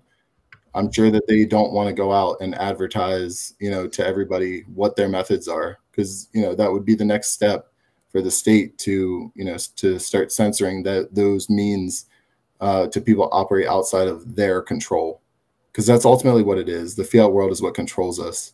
And if we want to be outside of control, the goal isn't to, you know, to appease the government, to appease, you know, regulators and, you know, exchanges and all that other stuff. Like, yeah, sure, they can have power and that's great. But if you work for somewhere that's over complying, if they're an exchange and they're over complying, or they're not building tools that can actually benefit their users, you know, like what good is it? Like, what good are we doing? Because we're just making excuses. It's what a lot of this ends up coming down to. I just want to point one thing real quick, because I believe, to your guys' credit, to the guys on here's credit, you made mention that, you know, you feel like the easy part is, you know, saying I kind of support both. I don't know. I might kind of disagree with that a little bit, because I recognize fully. I feel like the easier road is to take this sort of fundamentalist, never do KYC no matter what stance. And we see that all the time in the privacy space, especially if anybody's operating in the privacy space. You'll know, I mean, you'll get called you know, a LARP for you know, hosting your own Bitwarden, enrolling your own Bitwarden, because it's not fully offline and all this stuff. Like, so the fundamentalist stances, in my opinion, are the easy ones to make. The hard ones to do are the ones where you try to figure out, you know, adoption in this environment that we're in. So I understand that, but you know, again, I go back to this point about audiences, and it's why, you know, like I said, I appreciate Stefan. He talks about all this stuff. He's got a very broad audience. Matt constantly rails against KYC. I appreciate what he does. You know, but you don't catch me like in Raul Paul's mentions, you know, blabbing to everybody there about, you know, going on no KYC, because they don't give a shit. They're speculative. They're traders. They don't care. So, you know, I feel like just standing in the middle of a square somewhere and shouting no KYC at everybody that walks by doesn't get you a whole lot of places. But when you've already got that audience that is there, that they're ready to be sovereign individuals, they're ready to take that next step, I think it's key, it's paramount to give it to them then. The adoption curve isn't, you know, I don't think the adoption curve is entering through Stefan and myself. Like, I think the signal has spread so broadly. You have Tucker Carlson talking to tens of millions of people about inflation, right? So people are worried about inflation. You know, it really, you know, I'm not saying it should be a progression that starts with people buying Bitcoin the wrong way. I'm saying it is, and that's the reality. Is people like buy paper Bitcoin with their bank.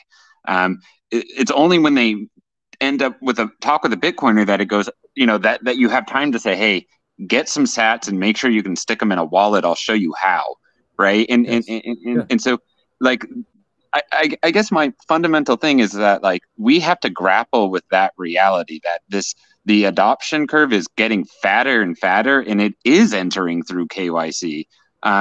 You know, I have a huge audience that I talk with about the Great Reset, because I've been, you know, laser focused on the ways that they're upgrading the state, the ways that they're upgrading the monetary system starting in 2020. I think this whole decade we're going to see that unveil. You know, we're in this info war. It's literally like a World War III. And so Diverter said, you know, why aren't I telling people just to get in the trench, essentially disappear into no KYC? And like, I actually think the most prudent thing is to think of it as an emergency, an escape hatch. Like, make an emergency fund, grow it. And they also think, the same time, I'm being kind to the progression, because I know when I was new at Bitcoin, it would sound like gibberish if someone said, do all these things. Like, you know, it was overwhelming, the idea of holding my own keys when I just got into Bitcoin in 2018.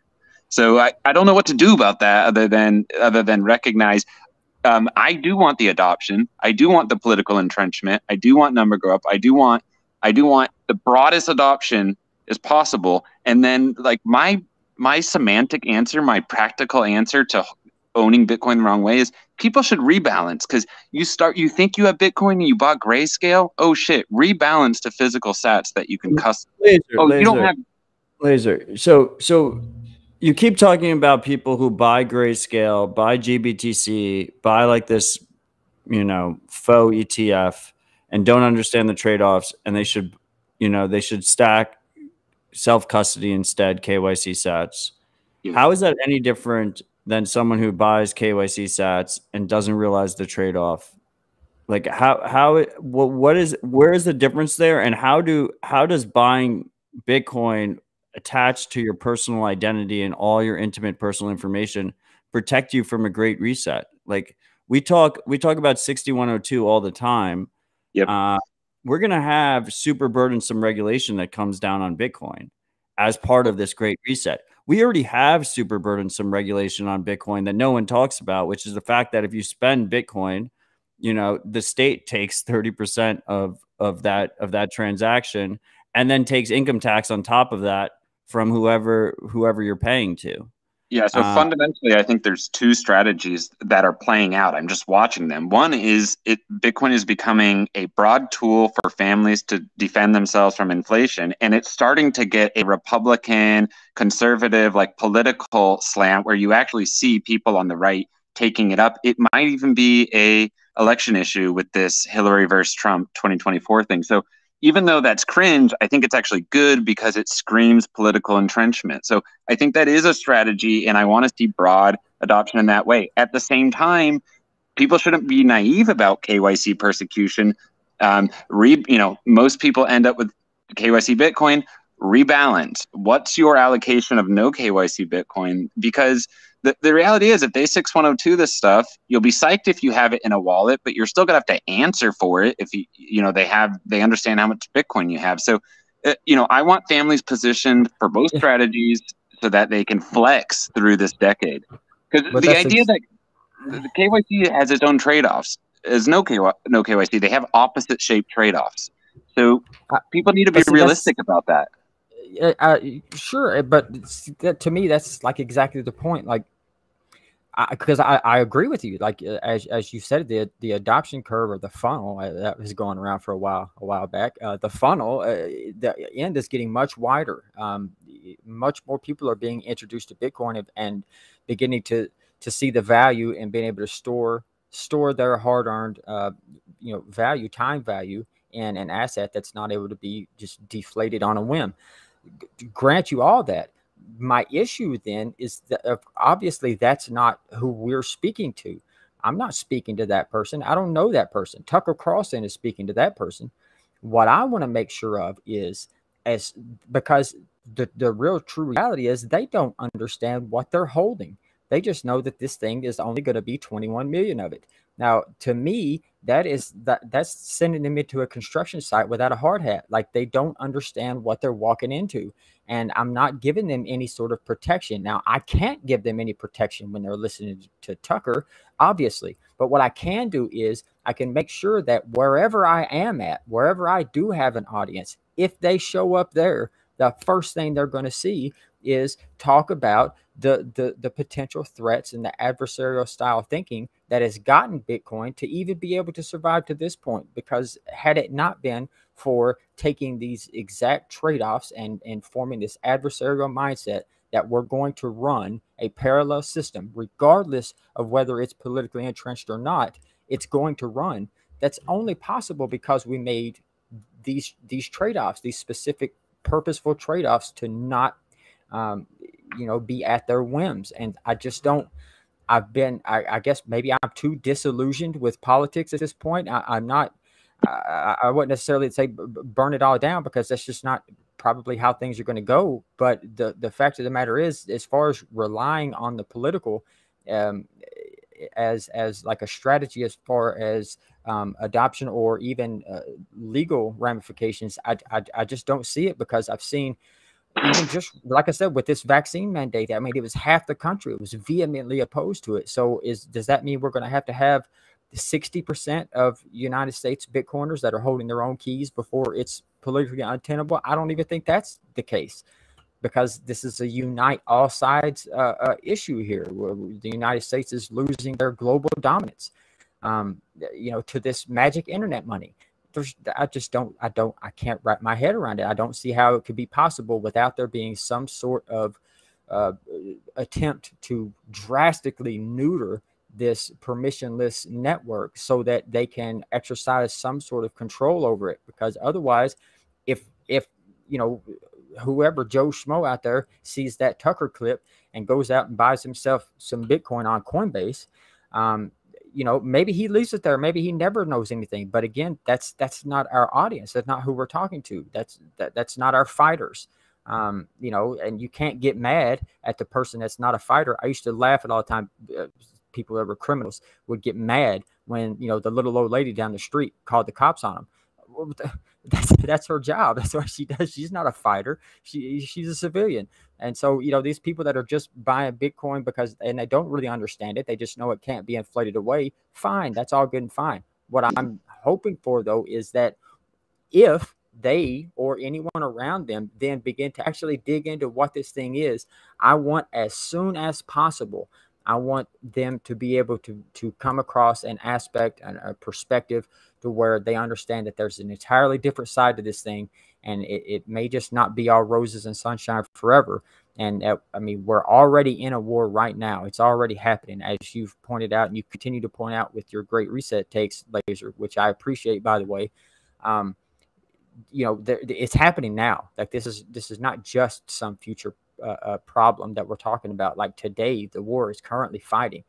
And so I want, as soon that in the Hive top 100, I want 97 of them to be no KYC advocates. I want this whenever anybody is introduced to the wider Bitcoin audience or to the leaders of this Bitcoin movement, not that everybody takes their cues from Stefan or you or me or Matt or anybody else, but they eventually come for a community. We've seen it happen. I want that community to be one that enables them to best protect themselves and their loved ones, so that no matter what happens, they're able, not just willing. I mean, you can be willing to fight, but you can't fight for shit. You're just going to get beat up. So if you've bought all KYC, and yeah, you're holding it in your own wallet, but then when they declare it illegal and they know you've bought this, you know, self-custody illegal, and they come for you, very, very vanishingly small amount of people are going to actually resist that. Now, in my opinion, the best possible chance that we have to have people that actually are able and willing to resist it is to have those that aren't on their, you know, easily accessible subpoenaed list, or, you know, don't even need a subpoena with the third party doctrine. They can get all that information from the exchanges. So if we have a nice selection of people that aren't subject to this rule, those are our fighters. And I just think we, especially on here, maybe with the exception of Stefan and Matt, they've got a little bit larger audiences, but us three, the remainders, I feel like that's the only people we're talking to are the people that are ready. Yeah, it's you know, the sailor kind of view. It's like you have a broad populace that is going to take their KYC wealth. They don't want to store it in dollars, certainly right now, and maybe they don't want to store it in equity anymore. It's like digital property. They want to store it in Bitcoin, and they're entering through all these different avenues. Then they get to us. You're saying we should lean in heavier on. Do you take issue with the angle? If I'm saying, look, mine at home, build a no KYC stack, you know, that's destined for the Bitcoin only economy. You know, that's kind of how I think about it. It's like this in between place between where you are and where, like, a sailor, where sailors kind of like, look, CBDCs are coming, let them have the currency. You just treat this as digital property. I guess I just don't see the purpose in it. I don't see the reasoning behind, if you know that this other option exists where you don't have to provide all your identity and everything in order to acquire this Bitcoin. Now, sure, as you said, I mean, you're going to go buy a house, you're still going to have to account for that wealth. You know, yeah, and you can answer for that, sure, but I just don't understand that. It's not as if that can't be done. If it's still, if you acquired those through non-KYC means, it isn't like you have to have a KYC backlog to show up. What are you going to have to pay taxes? I mean, you're claiming it. You're not trying to hide it. I just don't understand why there has to be a separated thing. Like, I know I use my non-KYC Bitcoin regularly. I mean, 2, 3, 4 times a week, I make purchases with my non-KYC sats. Or might hop onto BISC and sell a little bit. Somebody saved me the other day. I needed a little cash, didn't have any, hopped on BISC, sold, and done. And, you know, I didn't have a KYC background for those, and I was able to go pay my bill. So, I mean, it's completely plausible to live in the world without having to acquire through KYC. Once you have wrapped your mind around the fact that this KYC stuff is what it is, and that you don't have to do it. You're really only doing it, as far as I can tell, for the convenience, which granted is quite a bit more convenient sometimes. You know, or maybe even the fees, because it could cost a little bit more. You know, there's obviously downsides to going the non-KYC route, but as far as I can tell, the potential downside of not protecting yourself through, you know, staying off of their databases is just so much more drastic than anything else. I just can't. That's like the one compromise. That is the absolute red line for me. Like, KYC is a non-starter for me, point blank, period. And you know, that's it. We can and should grow the remnant. I agree with you. I think there's trillions of KYC wealth that's going to be KYC in fiat or Bitcoin that comes online. I'd rather it be stored in Bitcoin. You know, it's institutionalized wealth. It's small businesses. It's corporations. They don't have an easy way to basically go into the Bitcoin only economy yet. Yeah. At the same time, let's grow that remnant. I agree with you. Well, yeah, they can do as they see fit. You know, like I said, or like, you know, many people have said, like, everybody's going to get into Bitcoin at the price that they deserve. Essentially, you know, these companies and these, you know, high net worth individuals, they have no interest in fighting against the state. They'll be the first to comply. That's not our audience. Not who we're talking to. That's not who Laser Hodl's talking to on Twitter.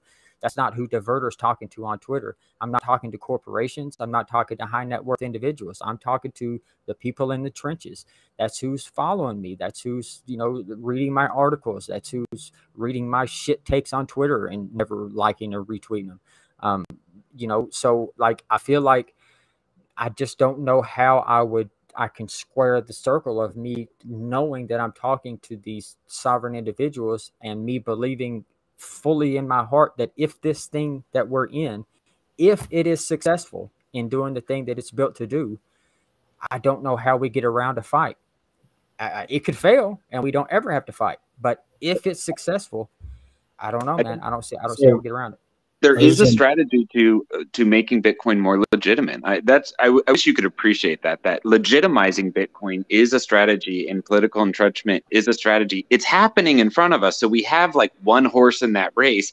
We also need the remnant horse, the escape hatch horse. So I want to play both. I want to grow, put the right people into both, teach them the trade-offs, and sculpt the adoption curve the best that we can, recognizing we don't have absolute control over it anyways. I mean, at least hold your damn keys at the, you know, that's where I'm at with it.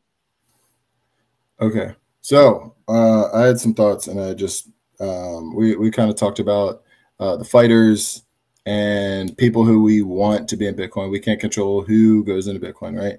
But like who we're talking to and how we're pushing people is the important part.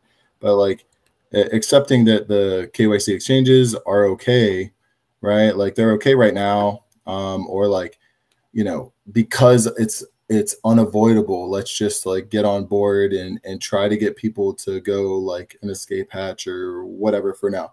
And you're not, and again, I feel like I don't want you to feel super triggered. I did the same little like routine when I did the node one. I was talking to Matt Hill. I felt like he felt very attacked, and wasn't the case. Again, this is like just speaking to like, you know, the Twitterverse as a whole. But like, would everyone here be as, you know, would you guys be like as like okay with KYC if they were limiting the people that were able to buy Bitcoin? So like if, you know, the restrictions got harder and who was actually allowed to buy KYC Bitcoin, are we going to be on are you guys going to be on board, or is it going to be, oh shit, now we have to change, right? Like I feel like right now it's a convenience of like, well, you know, they're allowing people, like they're not really restricting much, and it's pretty easy, right? Like, so I think we're good, right? But like we're not thinking down the line, or thinking like, you know, thinking about like what's going to happen between now and this proverbial imaginary hyper Bitcoinization, no fiat world, right? Where that KYC didn't matter. The reality is that, you know, KYC, and I'll turn this over to you guys, but like if KYC, they just started to, you know, the state whether it's in the US or whether it's UK or wherever, if they just started limiting who could buy, right? They said, oh, you know, or if we start to have a social score, whatever, they're like, oh, well, you're not high enough on the social score, you don't get to buy Bitcoin. That's already happening. We're already destined towards no cash, towards full surveillance, and but they're not doing it on Bitcoin, right? Yeah, but a bank account can buy Bitcoin, right? Well, that's true, but there's a window where we're in this analog fiat world and we're switching to a digital fiat world, and in that world, you know, the method of like trying to pay your mortgage with cash or money order or whatever, try and buy things, that slowly disintegrates. So there's a problem that we have to contend with there, and I don't have a great answer other than to say like that's coming and that's real. So like, and that's why I'm like pointing it out, right? Like KYC is acceptable to the masses for now. Like I had to be on Twitter last night and just see everyone super defensive about KYC, which blows my mind that like being defensive of like, it's okay to be KYC. Like, you know, like, oh, well, like everyone should KYC. Like how are we going to think of the grandmas, you know, like, and that wasn't just you saying, there was a lot of people on Twitter just saying like, think of grandma. And I'm like, I don't care really. Like, you know, like Diverter said, like grandma's not the fighter, right? Like it's like, what does the community people being sent back to work? There are people, their retirement's being stolen. So I don't want to pretend like Bitcoin's illegal in front of them. I want to legitimize Bitcoin to the people that are used to living in this fiat world. I want to legitimize. You're making an even better point, though. Like you're making an even a better point for my case, right? Because like if the state knows that you just took that money, your retirement, and you just put it into Bitcoin because you bought it on an exchange because it was easy for grandma, then the state still knows that she has Bitcoin. The state still knows that she has the money. So when they want to come for wealth, you know, their capital gain. It's the same thing with equities. It's the same thing with any type of property. They're still going to come. Wealth. And no KYC is an escape hatch. We can siphon wealth out of the KYC, the fiat era. That's great. How do we fundamentally change the adoption curve that is entering through KYC? I haven't heard an answer other than Stefan and I should preach no KYC more. Fair. I think it's important. I agreed with you, right? Like I'm saying right now, like the Bitcoin community as a whole, other than saying it's good, right? And there are people that are advocates for no KYC, and they generally tend to be the, you know, the smaller audience people like Diverter, you know, doesn't have that many followers. But, you know, we're not building anything greater, or we're not, how do we expand BISC? How do we make more money orders on BISC? How do we increase liquidity? You know, like those are the things that like are very important. Or how, like someone just made a good point. How do we build a better peer-to-peer answer? Like, how do we build, how do people build a better Bitcoin community within their own circles, within their own local communities? You know, like those are the things. And that's why I love going to meetups and I love seeing people. And it's because like, that is where exchanges happen. That's where people buying stuff should happen. Right. Okay. So I agree that, I mean, we all should be trying to build those options. And I think, you know, if you look at companies out there, and as an example, you know, so if one of my sponsors is Hodl Hodl, right? So that's an example.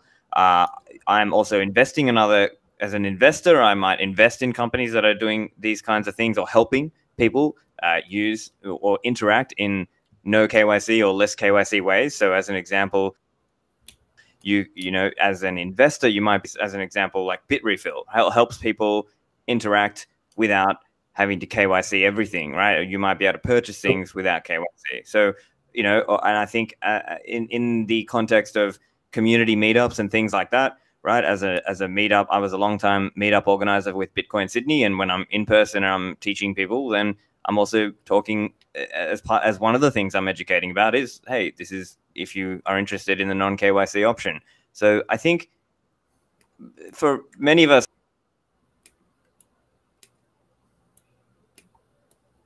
full prong, right? I'm helping promote various projects that things more privately or use Bitcoin more privately. So I think from my point of view, I'm just seeing it as there are multiple prongs, and I'm trying to teach and push on those different directions. So at least that's my Sure. answer.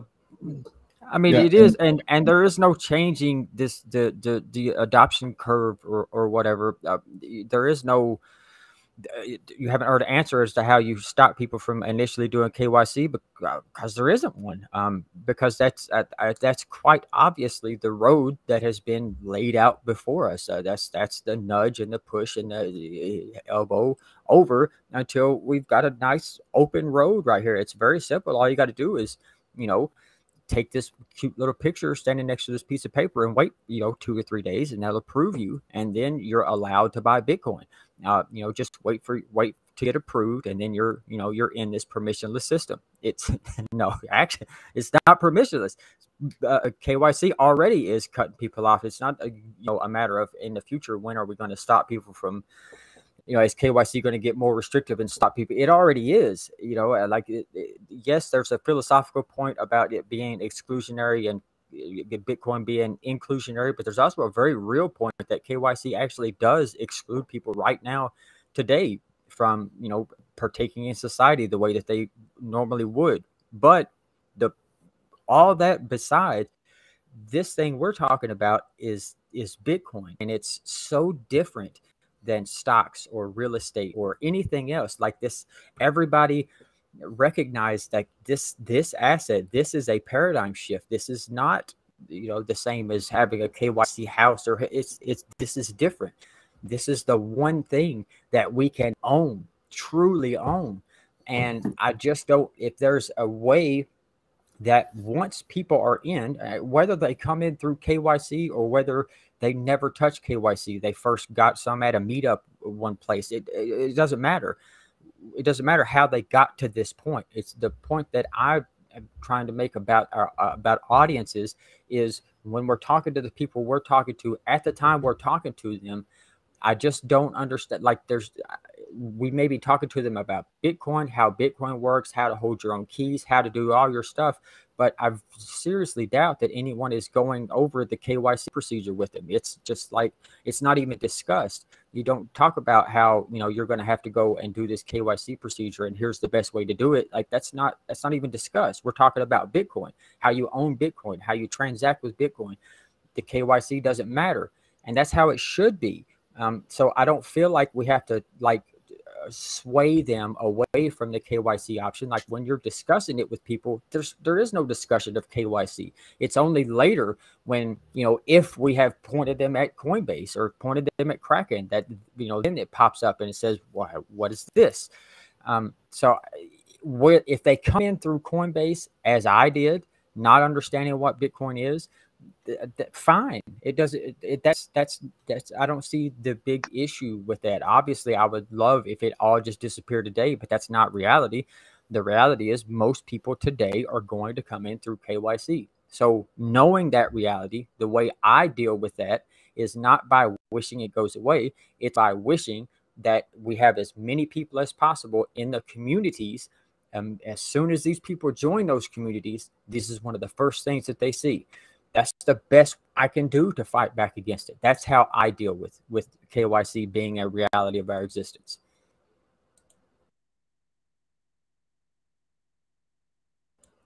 Go, Matt.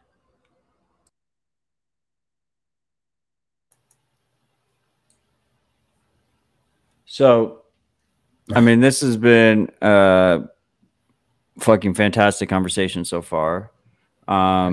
We're at the 2-hour point. First of all, I appreciate you all. Citadel Dispatch has been focused on actionable discussion.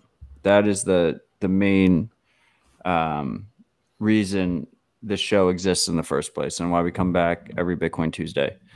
I'd be curious to go over the basics for someone who has listened to this conversation for the last 2 hours and is interested in not providing their intimate personal information to acquire Bitcoin.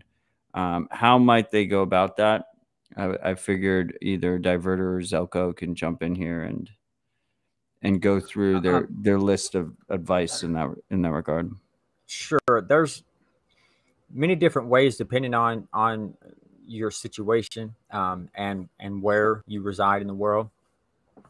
It's certainly not as easy as finding a KYC exchange, but I would argue the KYC procedure is a pretty big inconvenience in itself. So I wouldn't necessarily say it's more inconvenient, but it's certainly easier to find exchanges to buy KYC Bitcoin.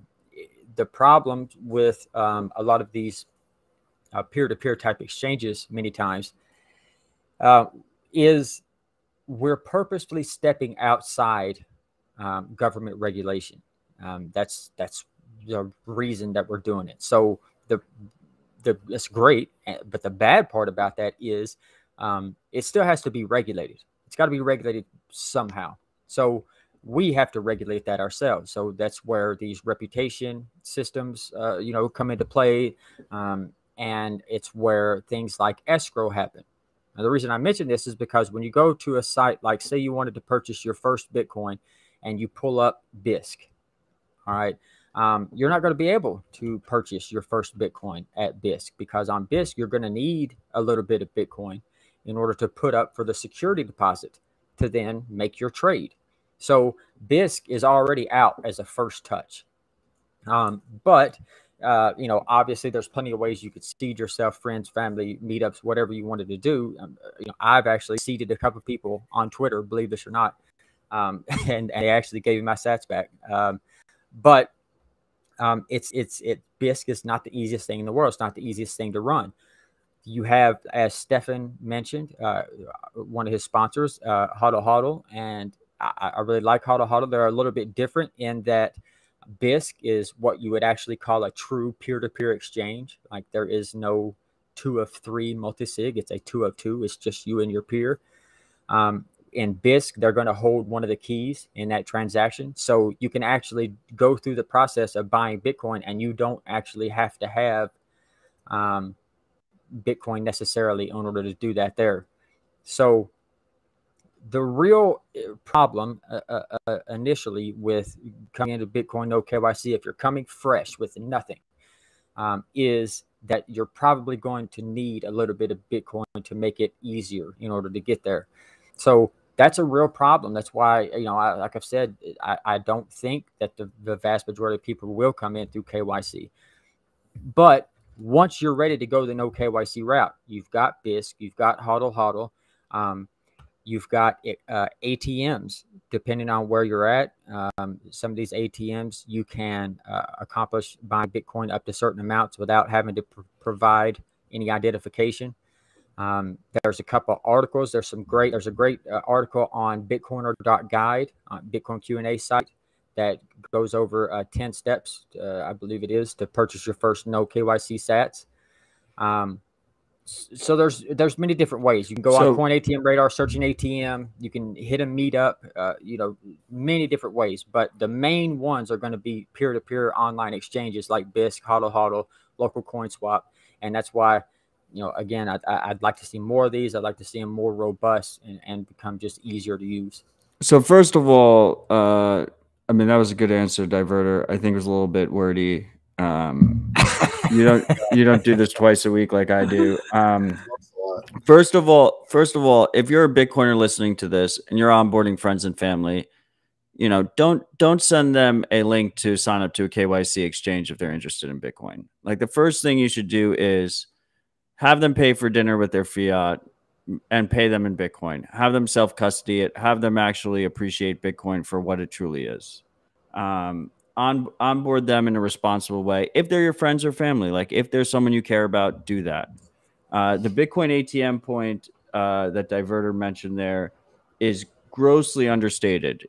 At least in most of the United States, there are ATMs that only require a phone number to purchase Bitcoin. Now, they're going to charge you a little bit more money. You're not giving up your privacy. So instead, you're going to pay a slight premium on the Bitcoin. They will require a phone number most of the time. You can use a service like silent.link to get a burner phone number with Bitcoin, or you can go and pay cash at one of those, little cell phone stores. Usually you're better off if you're going to buy a prepaid SIM to buy it at one of those small like cell phone specific stores rather than like a Best Buy or something like that. We have mining. I had Diverter on for Citadel Dispatch 31, citadeldispatch.com/CD31, or in your favorite podcast app, just go to episode 31. We talk about getting started with home mining. You can accept Bitcoin for goods and services. You know, we have this concept. I don't know, that Bitcoiners can figure out cold storage, that normies can figure out cold storage. They can figure out how to run a Lightning node, but they can't figure out how to accept Bitcoin for goods and services. Like when I lived in New York, there were bodegas that were just basically cash only businesses. Why were they cash only businesses? I mean, you could read between the lines there. They fucking figured it out, and they wanted better money that wasn't being tracked and wasn't being surveilled. So there are a bunch of options available to people to acquire Bitcoin without providing intimate personal information that can be accessed by criminals, that can be used against you in the future. And I think it's prudent for every Bitcoiner to basically, as they're going through this onboarding process, as they're helping friends and family escape this failed system, that they do so in a responsible way. And to just say that it's completely lost, that the fight is lost, is a loser's ideology, because ultimately it's only going to get worse from here. I mean, it's been said multiple times over this last 2 hours that no KYC was a fundamental part of Bitcoin culture up until 2017, 2018. It fucking turned. It turned super fucking quick. And Bitcoin Twitter, I think, was a large part of that. It was a large part of people being scared to talk about it and being scared of being persecuted and prosecuted and fucking thrown under the bus, which, to be quite honest, I'm scared about all the time. But if we're going to actually sit here and talk about this being a worthy fight, then let's actually make it a worthy fight, because it only gets worse from here. And the only thing standing between it getting absolutely worse from here is us. Like, there's nobody else standing between that from happening. Because if you don't think that there are going to be more restrictions on regulated services going forward, where the fuck have you been for the last 2 years? Everyone just fucking rolled over as small businesses got crushed, as privacy got crushed, as freedom of movement got crushed, as freedom of speech got crushed. And nobody cares about Bitcoin. The overwhelming majority of people don't care about Bitcoin, except for us. It comes down to us, and it comes down to personal responsibility. I mean, Diverter says the best, right? Like when you're talking about being a fighter, but it's like, how willing is the majority of Bitcoiners, right, willing to defend their Bitcoin when the state comes knocking on your door, right? Like, that's really what it comes down to. Like, I am hard pressed to believe that many people are gonna have the state come knock on your door, and you just say, "Oh, like it was a boating accident." Like that whole narrative was obviously a meme, but like people actually believed it, you know. And it comes down to like that, what we say, and especially like those who have a lot of followers, like what you say and how you say it, like those things matter, you know, because, you know, trying to write off your KYC as it was a boating accident, or I lost it, I don't have it anymore. Like, if you think that means that you're not accountable for it, like, we're wrong. You know, like, KYC is forever. Like, it doesn't matter what you do after that. Like, it doesn't matter at all. 0%. It doesn't matter. Like, if the state's coming for you, they're going to come for you. And if your sats are KYC'd, you know, like, what are you going to do? And you have to ask yourself that. I can't answer that for anybody. I can only answer that for myself. But what are you willing to do? And if you're a Bitcoiner and you believe in the ethos, you believe in what Bitcoin is about, you believe in, you know, what this movement is for, then you need to be ready to fight. And if you're not ready to fight, then it might not be time for you. And that's okay. You know, like, but if I'm on Twitter and you're fighting me, saying that, you know, KYC is the path to enlightenment, like, you're wrong. Like, I'm not like, and I don't think anybody on here has came up and said KYC is the way. That's not been the argument that anybody had. So don't take that personally. But like, I see it. I see it online, and it is mind blowing. It's disheartening. you know, because, you know, maybe this is just strong from like the privacy, you know, sector of Bitcoin, but like when you're like seeing this stuff and we're so focused on like trying to make Bitcoin what it was, trying to maintain that ideology of what Bitcoin was all about. And then people are online just saying like, oh, like just hold until the state dies. And, you know, just say it was a boating accident if they come for you. Like that is insane. And that's why I asked that question earlier, right? Like how much regulation on the KYC and how many people need to be shut down or not allowed to buy, you know, like how many people try to ask permission to buy Bitcoin on a KYC exchange and get denied until everyone stops and says, oh, you know what, maybe we shouldn't be pushing KYC anymore. Maybe we should be changing our mindset. So, you know, like that's pseudonymous, you know, peer-to-peer transactions.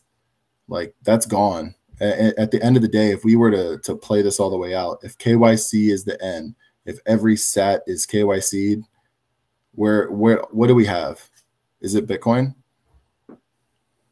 You know, there's trillions of regulated wealth that's going to be coming into Bitcoin, and most of the actors behind that wealth, they're not necessarily interested in defeating the state. What they want to do is survive the state, if that makes sense. And you know, at the same time, I think there's a growing remnant who really want to create the Bitcoin era, and I think we should contribute to that. And you know, it is a progression, and we just have to play it to the end that we want to see. Thank you, guys. I mean, I think this has been a really productive conversation. I appreciate you all for joining us. I hope the freaks enjoyed it. I know I did. I think, you know, we're hitting the 2 hour and 15-minute mark. I'm starting to feel for Stefan a little bit because I know his time zone. I think we should wrap this baby up. I'm going to proceed with final thoughts. Final thoughts, Stefan, we'll start with you. Yeah, sure. So thanks again. I think the way I'm seeing it, I see this as a battle that has to be fought on multiple fronts. I believe, you know, I don't like politics. I wish we could live in a world that was fully free market, but I think part of that is growing that base and energizing and doing anything you can to educate and promote and help that remnant base of people, the ones who are going to fight it and the ones who are going to try to do something about this, whether that's in the non-KYC world or in the KYC world. So I see this as trying to build out the tools. That's ideally the open source software and hardware, the technology, as well as businesses that are helping people, you know, enable them in some way in terms of Bitcoin education or stacking sats or whatever it is, whether that's, you know, earning and using your own node to stack your sats by selling your services. I think those are things that we can focus on. So I think those are probably the key messages I would leave for people out there. And of course, if people want to find me, that's stefanlivera.com, and you can find me on Twitter at stefanlivera. Thanks, Stefan. Diverter, final thoughts. Yeah. Sure. I thought for sure you were going to save the best for last. Caught me off guard there. Yeah, I'm fucking right. Yeah. No, but seriously, it's been a good conversation. I appreciate you all coming on here. Stefan, Laser Hodel. It's not easy to come on and have these conversations, and especially when you have the potential to be on the side that, you know, it doesn't look so great. So I appreciate you guys coming on here and articulating your positions. Stefan, obviously you do great work. Appreciate you having me on the podcast and all the stuff that you do. Hope you keep it up. Laser, appreciate your takes as well, man. I hope I could pull you on over to the no KYC side and get you all the way over here. But I appreciate the conversation. I just hope everybody takes into account all of the factors whenever they really start getting into Bitcoin and understanding what it is that they're in here for, and what that means down the road potentially. If this is a speculative asset for you and you don't necessarily care about anything else, that's you're perfectly, you know, it's a permissionless network for a reason. Everybody can have their piece of this, from corporations on down to anybody. But anybody that I talk to, that I have the ability to speak to about Bitcoin, it's going to be a paramount. One of the most important things that I discuss with them is that it's important to be able to be fully permissionless and not have to register anything that you do with the state, just so that what you own, you truly own from now till wherever you decide to part with it. So it's been a great conversation, guys. Thanks for having me. Thank you, Diverter. I truly appreciate your work. I appreciate your voice. It was a pleasure to meet you finally in person a couple months back. And yeah, we'll do that again soon. Fuck yes. I was going to say, I look forward to doing it again soon. Laser, final thoughts. Let's see. Well, it was great. And it's not hard being on the descending side. I think, everyone here wants to see default forward privacy. Everyone here wants to see folks building a no KYC stash. Everyone here wants to see KYC and just government, white knuckled grip on financial surveillance be deteriorated so that the individual and families are free. We're talking about how to do that. My view is just that I don't think the state disappears overnight.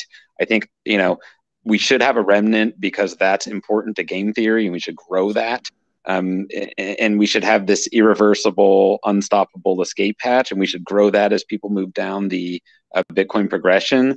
But at the same time, like a lot of the big boy stuff happens in the game theory of mass adoption, and that's why I think through politics, even though I don't love politics. I think through it because I think it's important. The legitimization of Bitcoin, I think, is a underappreciated a geopolitical strategy for what we're after. So, I sit in this interesting place where I'm creating a remnant, but I'm speaking to conservative families. So I do appreciate the privacy NIMS. So thanks. Thanks, Laser. Final thoughts, Zelko.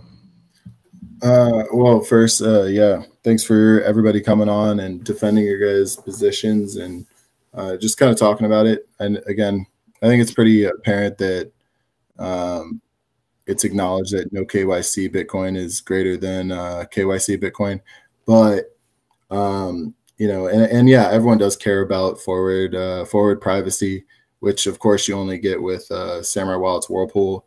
But that said, I think it was a really great discussion, and hopefully, my goal is really just that people are like conscious and cognizant of like how they're onboarding people. Don't sell their souls for the devil, and that's not like just for anybody on here, and that's not an attack on anybody in particular, but like just understand that like when it comes down to it, push comes to shove.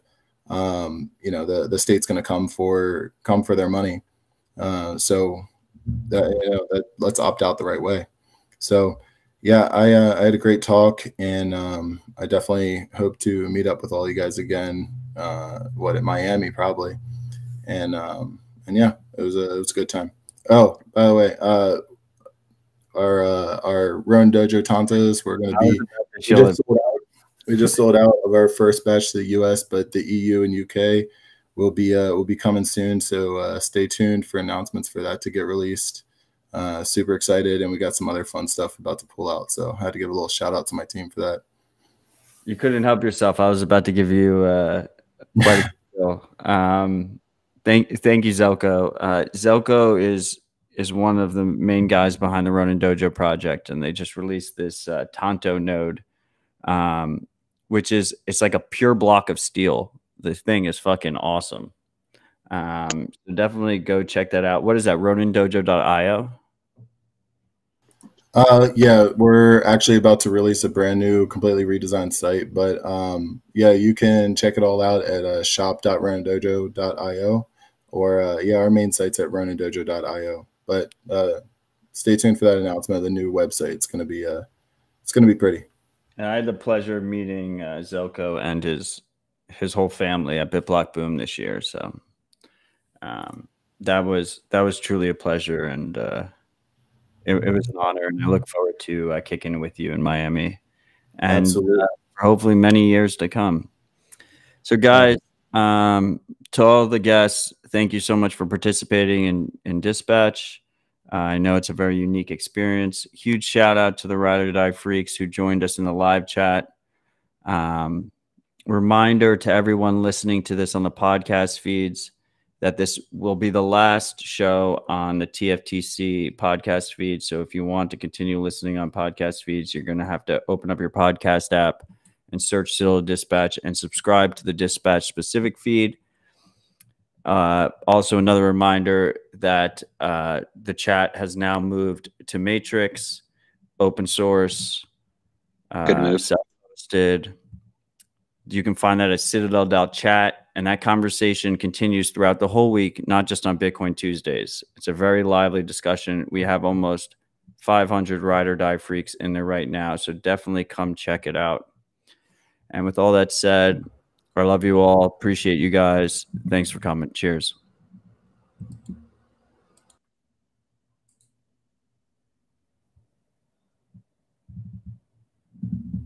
Love you, freaks. We have a Rabbit Hole recap on Thursday, and we have another Bitcoin Tuesday next Tuesday with 2 Venezuelan Bitcoiners. This should be a really great conversation. I'm looking forward to it. Just remember, no one else is gonna do shit for you. At the end of the day, it all comes down to personal responsibility, and you're gonna have to figure it out yourself. You're gonna have to understand the trade-offs. You're gonna have to make your own decisions, and it's not gonna be easy. There will probably be darkness, but if we do it right, we can make that darkness as minimal as possible and get through it together. I love you all. Stay humble. Stack sats.